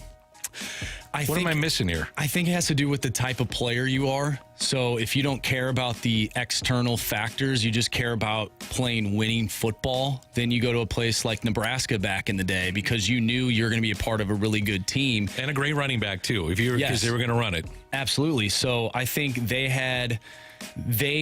made positions attractive for players, and you want to... If you're one of the better teams in the country, I don't care where you're at. Like, if you're one of the better teams, people want to go play for you. And it's just as simple as that. I remember we were talking about sports documentaries like Manti Te'o. When he went to Notre Dame, he was like a fish out of water. In Hawaii. From Hawaii. But he was a dude that loved football, and that was a school that has a rich history of football. So he had that mindset. He wanted to go play there. John Miller, 6'3", and Joe Morgan were the best on baseball. When they were on a game, it felt big. Oh, yeah. When Joe Buck and Tim McCarver were doing games, it felt big. There was something to having those guys on a game. Like Jim Nantz on the Masters, that's big. And with March Madness, too, and he is out now. So I wonder what that's going to sound like. Do we know who is going to be the number one? Is it Ian Eagle? Kevin Harlan? I love both of those guys. I do too. Kevin Harlan is awesome. Yeah. He is great, especially on football games. Fabulous. Radio or TV. Speaking of March Madness, though, the NCAA men's basketball tournament is here, and you can come watch the games this Thursday and Friday with 101 ESPN and Bud Light. This Thursday, you can join BK and Ferrario live from 11 to 2, and the Fast Lane from 2 to 6, broadcasting from Cybergs in O'Fallon, Illinois. Then on Friday, you can join both shows broadcasting live from Helen Fitzgerald's on Lindbergh. Come enjoy some food, a cold Bud Light, 101 giveaways, plenty of screens to watch all the games, and more. Get more details at 101ESPN.com. I know you're going to find this shocking. We got through 2 of the 6. We did. We need to head to another break. So text them in, though, right? This is a Sports Six-Pack questions.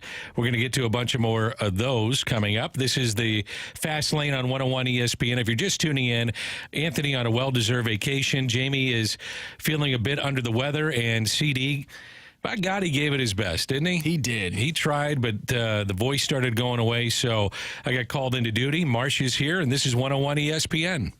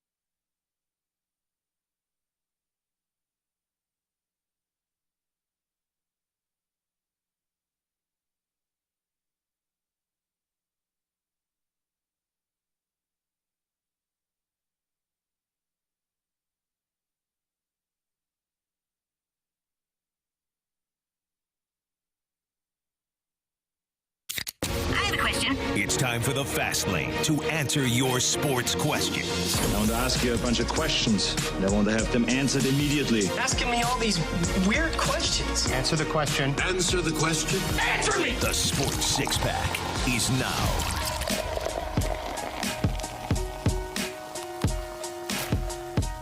It's the Fast Lane on 101 ESPN with Marshy. I'm Danny Mack. We put my headsets back on. Marshy, you got me too quickly during the break here. Oh, I'm so sorry. You got me too quickly. Now, we only made it through 2 of the six-pack questions. We did. A lot of texts coming in, and we go to question number 3, please. Question number 3. All right, back to a broadcasting question. This one's from Bach from the Snake Pit. Danny Mack, I want to know, do announcers get royalties? Is Jack Buck's family getting royalties whenever we hear, "Go crazy, folks"? It seems like they should. No, they are not, not to my understanding, and it's owned by the club in Major League Baseball, so when they read the disclaimer, all rights and broadcast and blah, blah, blah, blah, blah, blah, blah. So that's owned by the club and it's owned by Major League Baseball, and so they have the right to do with it what they want. So royalties are not paid to Mr. Buck or his family. So that answers that question. That would be interesting, though. But that makes a lot of sense why they wouldn't. Yeah, you're working essentially for the broadcast, and Right. the broadcast is owned by the Cardinals and, by extension, Major League Baseball. So that's how that works. Hopefully it makes sense. That does. Question 4, please. Question number 4. This one comes from Jamie's Vacation Speedo. Between the Blues, Cardinals, and City SC, which two... Hold on. What's the name of this one? Jamie's Vacation Speedo. Love it. Love it. So, between the Blues, Cards, and City SC, which two would you want to see win it all in the same season, but after all three teams would not win it for the next 10 years? Well, you haven't won one from the Cardinals since 2011. You did get 2019 with the Blues. I'm going to go Blues Cardinals. That's probably who I'd go with. If I knew I was going to win for the next 10 years, yeah, I'd probably go Blues Cardinals. I'd go with the two biggest entities in town. I think I would too, although it would be tough going another 10 years. Granted, we went a long time with the Blues not winning one at all. You think? But right now, this last 10 years or 10 plus years of the Cardinals not being in the World Series. But they were competitive a bunch. They were. It's been rough, Dan. It's been rough for me. I'm sure it's been rough for other fans as well. I think it'd be cool to see what a City SC parade would look like. That would look very cool. I think it'd be pretty sweet. The diehard soccer fan is truly a diehard. Oh, absolutely. I mean, they are awesome. Yeah, City was creeping in my mind on that one. That's a good call, Marshy. I think the parade for them would be enormous. I also think, though, when you wait for a championship, sweeter. It makes it that much sweeter. Yeah, I agree. I mean, if the Cardinals went out this year and you say they haven't won since 11 and went on a tear, this town would go nuts. Oh, yeah, especially with how things have shaped up these past few years and the expectations or lack thereof. Coming off last year. Yes. I think it would be very sweet. I mean, there are people in this town that don't know what losing baseball is until last year. I'm one of those people. And how old are you? I am going to be 28 tomorrow. Happy birthday. Thank you. Happy birthday to you, by Thank the you, way. buddy. Appreciate that. So you go back to, like, the 80s had a couple of down years, but not really. The 90s had some bad years early. Yeah. But then from, like, 96 on. So 96, they made it to Game 7 of the NLCS. That's when Donovan Osborne was on the mound and, like, couldn't stop sweating. Yep. And they got pounded in that game. 97, you had 2 months of McGuire. 98, you had the summer of 70. 99 was 65. So you still were in the McGuire years. 2000 is when they made a bunch of trades and kind of reinvented the team. And they went to postseason play 01, 02, 03. They were mathematically alive until the final weekend of the season. That was in Arizona. And I remember Carey Robinson taking a picture of Albert watching the television, waiting to see what Todd Helton would do, and he won the batting championship that year. 04 was a great team. Oh, yeah. 04 might have been this best team of any of these teams that we're talking about. Yes. Even before and after. 05, they made it to the NLCS, lost to Houston. 06, they win the World Series. 07 was a tough year. 08 wasn't a great year. 09 is when they got Holiday and DeRosa. 11, they won. 12, NLCS. 13, NLCS. And then 14, 15, and beyond, they've had competitive teams. I mean, it's a pretty good run of baseball here, even though they haven't won world championships, the 6 and 11 team, but still pretty good baseball overall. I mean, there's a lot of franchise, a lot of fan bases that would take that run. Oh, absolutely. And, man, that 04 team, I wonder if that team wins the World Series, do you think they get back to the World Series the next year in 05? That's a good question. I mean, Houston just got hot. Yeah. I remember Houston got really hot down the stretch. Phil Garner was their manager. You know, in 2004, I want to say that was Beltran when he went off and then signed with the Mets. So I would have thought there would have been a dip maybe with them more so than the Cardinals. Larry Walker was banged up in 05. And if he would have been more healthy, I think, with his back and been more Larry Walker-like. Right. That could have helped. I think, correct me if I'm wrong, that 05 NLCS, didn't they lose a few one-run games? They did, yeah. I mean, it could have flipped just like that. And Absolutely. I think, that White Sox team was pretty good, though. Very good. They were very good. I don't know. They swept Houston. They did. So I don't know if they end up climbing back after the Albert home run. They win that game 6. Anything can happen in game 7. Who knows if they win in 05? That would be another season where you're starting off on the road in Chicago. Who knows? But, man, I loved when Reggie Sanders was in left. You had Jimmy Ballgame in center, Larry Walker in right field. Like, that is around the time where I'm like, man, I love this game. I remember when Jimmy was ejected in game 5, I want to say, game 5, and I could not believe he was ejected in an NLCS game. I don't care what you're saying to an umpire. I don't care how bad it is, how much he's in your face. It was late in the game. Game was on the line. It was a weekend game. I remember it, and I could not understand how you can eject a player at that time. I don't care how bad the player is being. Mm-hmm. You can't eject him in that spot. Mm-hmm. And John Rodriguez came up and hit a bullet out to center. And I remember the person I said, sitting next to, I said, he's going to get a fastball and he's going to be ready for it because that's what he could hit.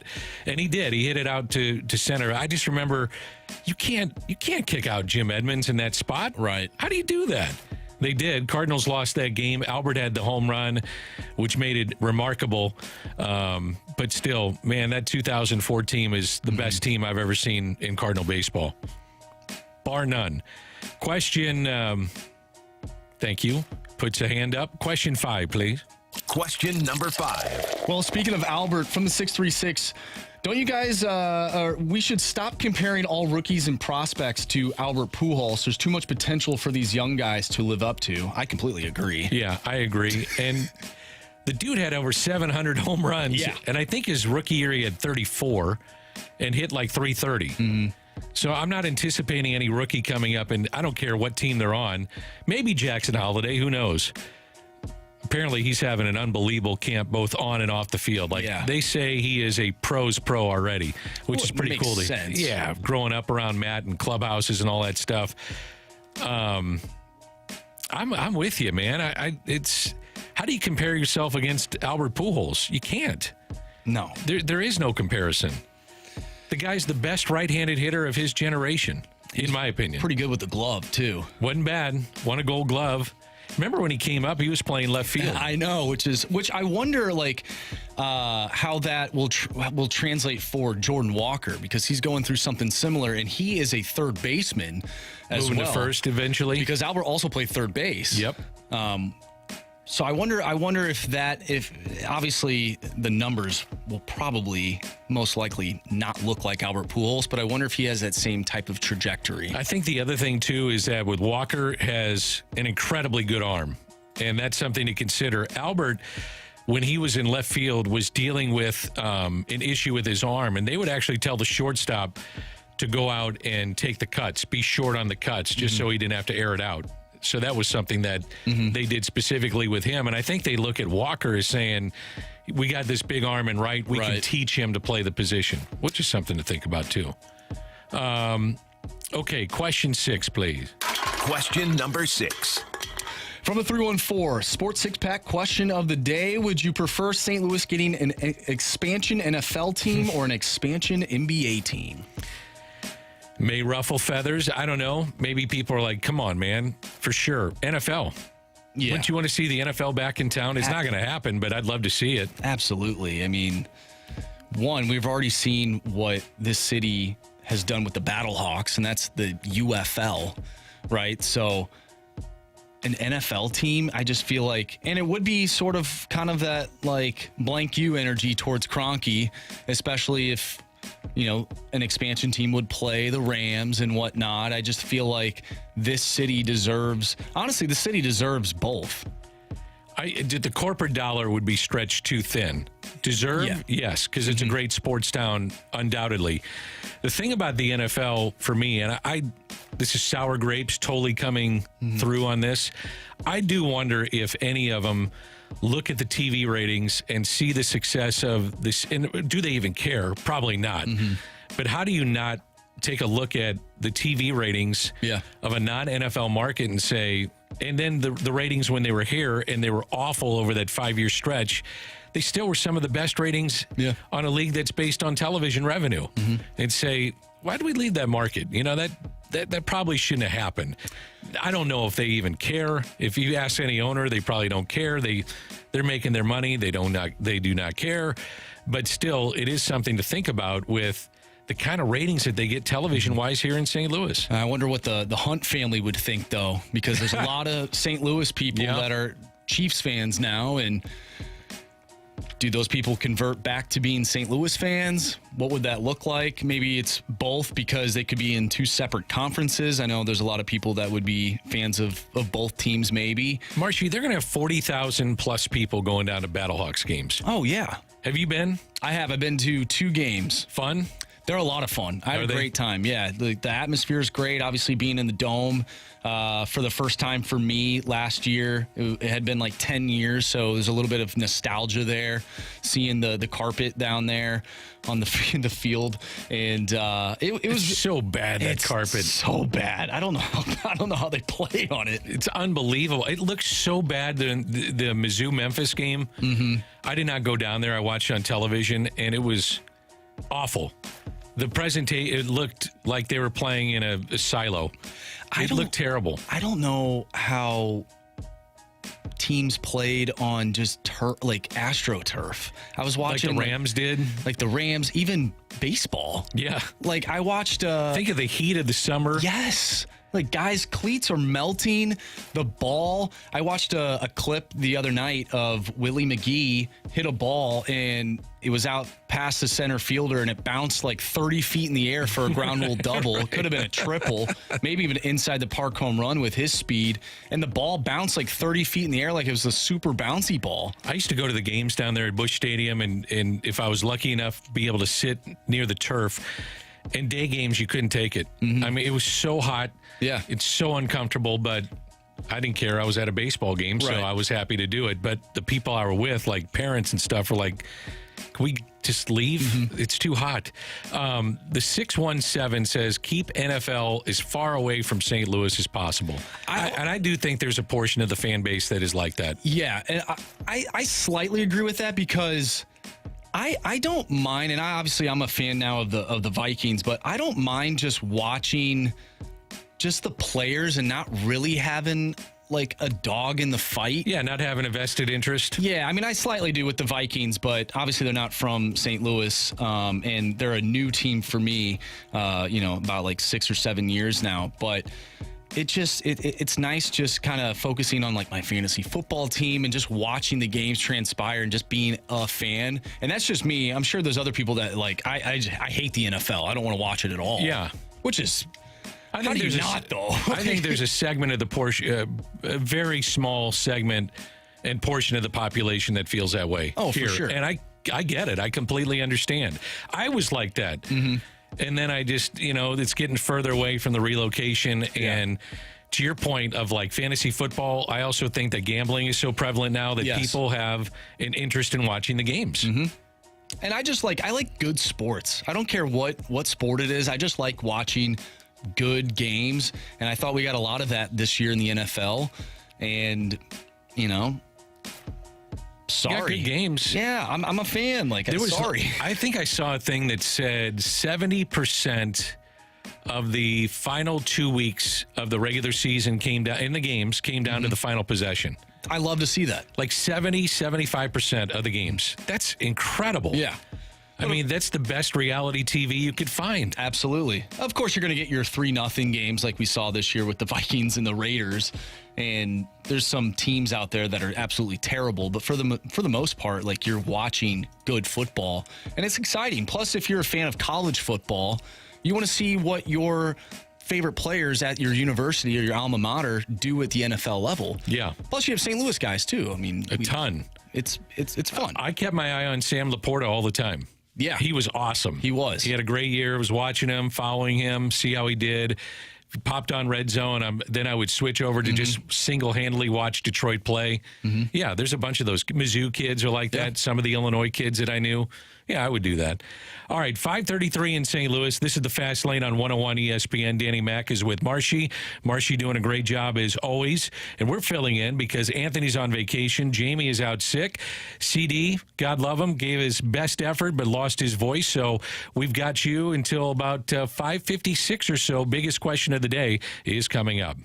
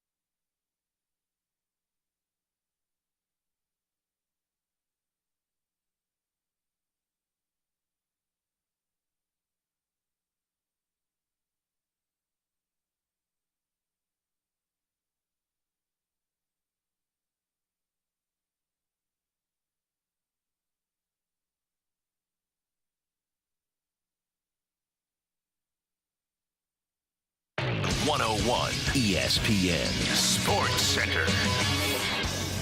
I'm Andrew Marsh. It's time for a Sports Center update brought to you by Saliga Heating and Cooling. The Blues picked up 2 big wins over the weekend against the Wild and the Anaheim Ducks.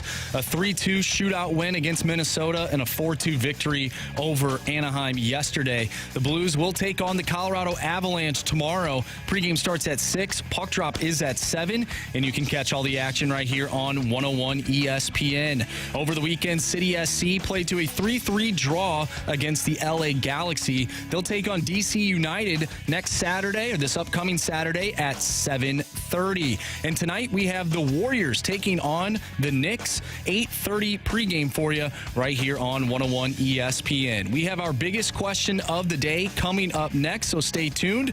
I'm Andrew Marsh, and this SportsCenter update is brought to you by Saliga Heating and Cooling, independent American Standard heating and air conditioning dealer.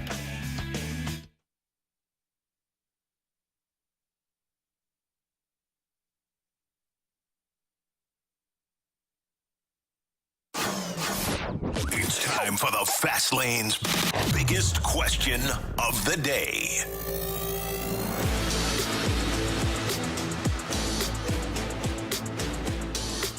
.539, 101 ESPN. This is the Fast Lane with Marshy. I'm Danny Mack, and Marshy has our biggest question of the day. All right, so earlier today, Katie Wu was on BK and Ferrario talking about the Ali Marmol extension and whether or not the blame has now shifted towards the front office. Let's listen to what she had to say, and then we'll discuss. What the front office realized, or I don't know if they've realized this, but what they've done, in essence, is shift the blame fully to themselves if things do not work out. You don't have that easy way out, right? You can't shift the blame. Not that I think that they would anyway, but this is a business, and that tends to be how the business works. But by pledging your faith in Ali Marmol, by pledging your faith in these veterans, and by continuously going on the record and saying, we think this roster, we've built it to compete. If it doesn't compete, the blame rests squarely on John Mozeliak in the front office. And that's essentially what they've opened themselves up to. Again, whether they realize it or not, that's pretty much what the story of April is going to be, is can this team go out? Really, again, they're not coming out with their A team. They're going to be down at least 2 to 3 significant guys, maybe even 4. Can they withhold a rigorous April and kind of, honestly, if I think the Cardinals play 500 ball in April, that's a win for this organization. And I'm not saying that the Cardinals are going out here and saying 500 ball is our new standard. I'm just saying, given the current situation of the team right now, on who they're losing player-wise, the teams are stacked up to play, and their overall strength of schedule, 500 ball in April puts them in a pretty good spot for the rest of the season. I would say, Marshy, going back to last year, and I know she's looking at going forward, which is right, that they were humbled last year. Yeah. I really believe that they felt like, you know what, we've been humbled a little bit. We need to change things up. And I think in all reality, you and I could have managed that team, and we probably wind up with 91 losses. Yeah. There was a lot of injuries, and there wasn't a lot in the cupboard to help them out. So they were humbled. And that's really the reality of last season. Now, what happens this year? I agree with her. I think if you come out of the first month of the season, you're 500, you catch your breath, and you say, okay, we can live with that. And I'll go back to 2004. That team started, I believe, 15-15, and then went over 100 games. Now, am I saying that this team's going to win 100 games? No, I'm not. The point is, get through that first month of a gauntlet of a schedule. And then she's right. You know, it's on the team. You know, if you're looking to put blame on people or say that who's got pressure? Players. Yeah. Players need to respond too, and they need to know that the pressure is on them. And I do think that they feel a sense of responsibility for what happened last year. So there's going to be some pressure on everybody associated with that team. Are you surprised that there hasn't been more blame put towards the players, or do you think that Mo and Ali and everyone a part of the front office, that they're just the easy target for blame? Well, here's the thing too. Ali gets the extension, and if they come out and do not play well, and there's some things that you look at, maybe there's clubhouse issues or there's strategic issues, who's to say that they, at the end of the season walk away from Ali? I mean, they could. Yeah. That when you get an extension, yeah, it's a vote of confidence, but that doesn't mean it's set in stone. So I just think there's pressure on everybody. I think there's pressure on Ali to win, certainly the front office, because they've had such a roster turnover. And ultimately, it comes down to the players performing. There's got to be pressure on them, too. And I just think that, and I saw a text earlier today, and I couldn't agree more, that I wonder if Mo gives Ali the extension because, he's talked about maybe him walking away from his position in a few years, that Ali is that last manager for Mo, because if he were to hire a new manager and you have a new regime come in, then maybe you change the manager again. Like but they could if they wanted. They could if they wanted to, but that doesn't really happen here in St. Louis. There's not a lot of turnover from a manager standpoint. Yeah, and I think it all comes down to this, honestly, Marshy. If you win, we're not talking about any of this stuff. Oh, no. I mean, you can have clubhouse issues like they had at different times over the years, and if you win, no one cares. Right. It never gets brought to light. You know, some of the strategic moves that didn't work. Yeah, you lost a few games, but you know what? At the end, you won the division. And then if you're the front office, you can say, well, we turned this roster over and we won.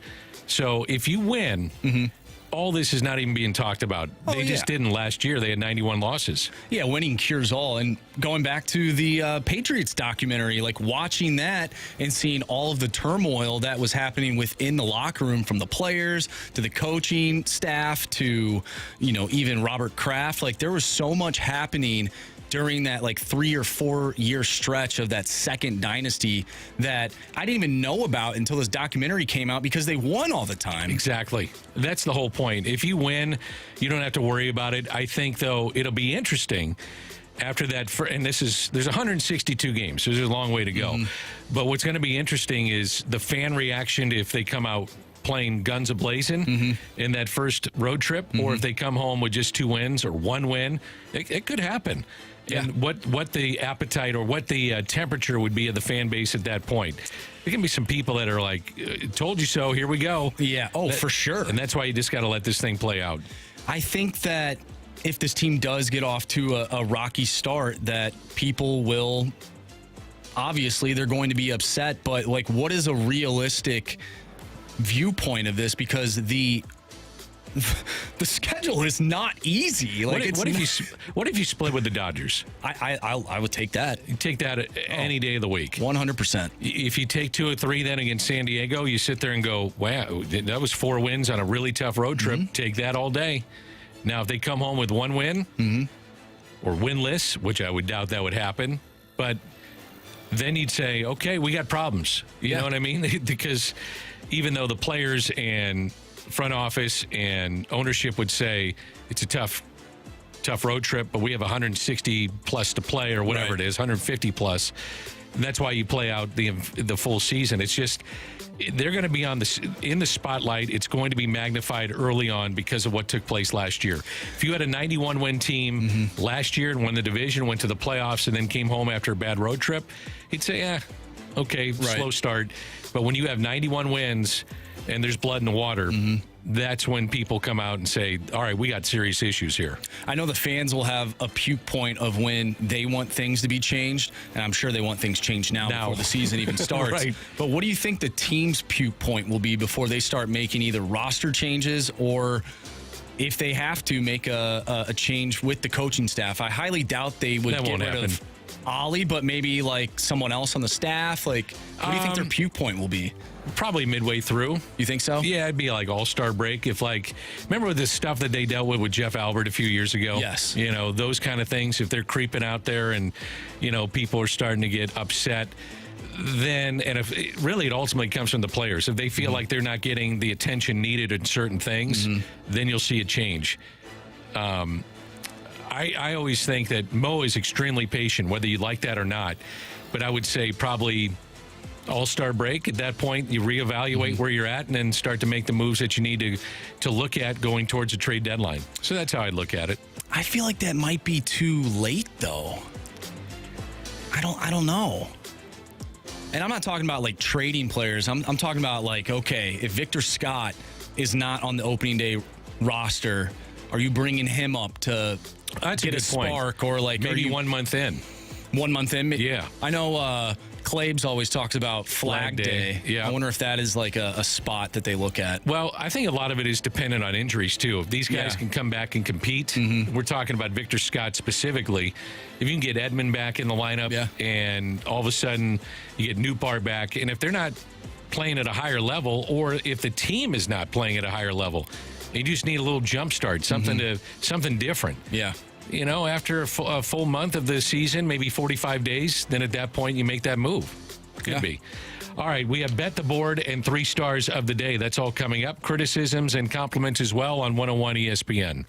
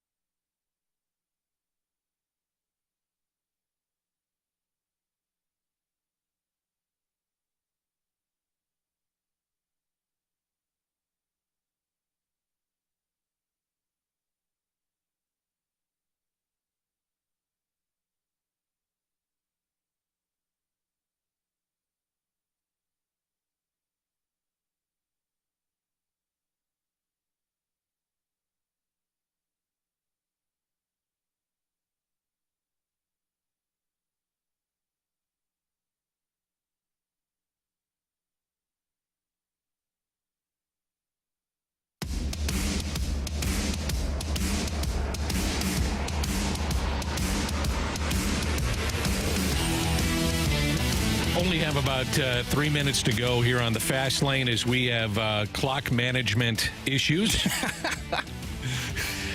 Clock management issues, Marshy. That's what we did. Shout out to some of the NFL head coaches. That was brutal because we're really supposed to have like 15-minute segments, and we just went, I went long on some of these, so I apologize. You're trying to keep this all together. Oh, it's been a hell of a day. We'll just say that. So I'm Danny Mac filling in for Jamie, who is sick. Anthony's on vacation. Mm-hmm. Carey came in, dealt with a bad voice, but he hung in there through the gauntlet. Yes. So first star of the day's got to go to Carey. Yeah, let's just get right to the 3 stars. Carey, I think, is going to get all 3 stars. We have smooth jazz Carey. We'll get our 3rd star.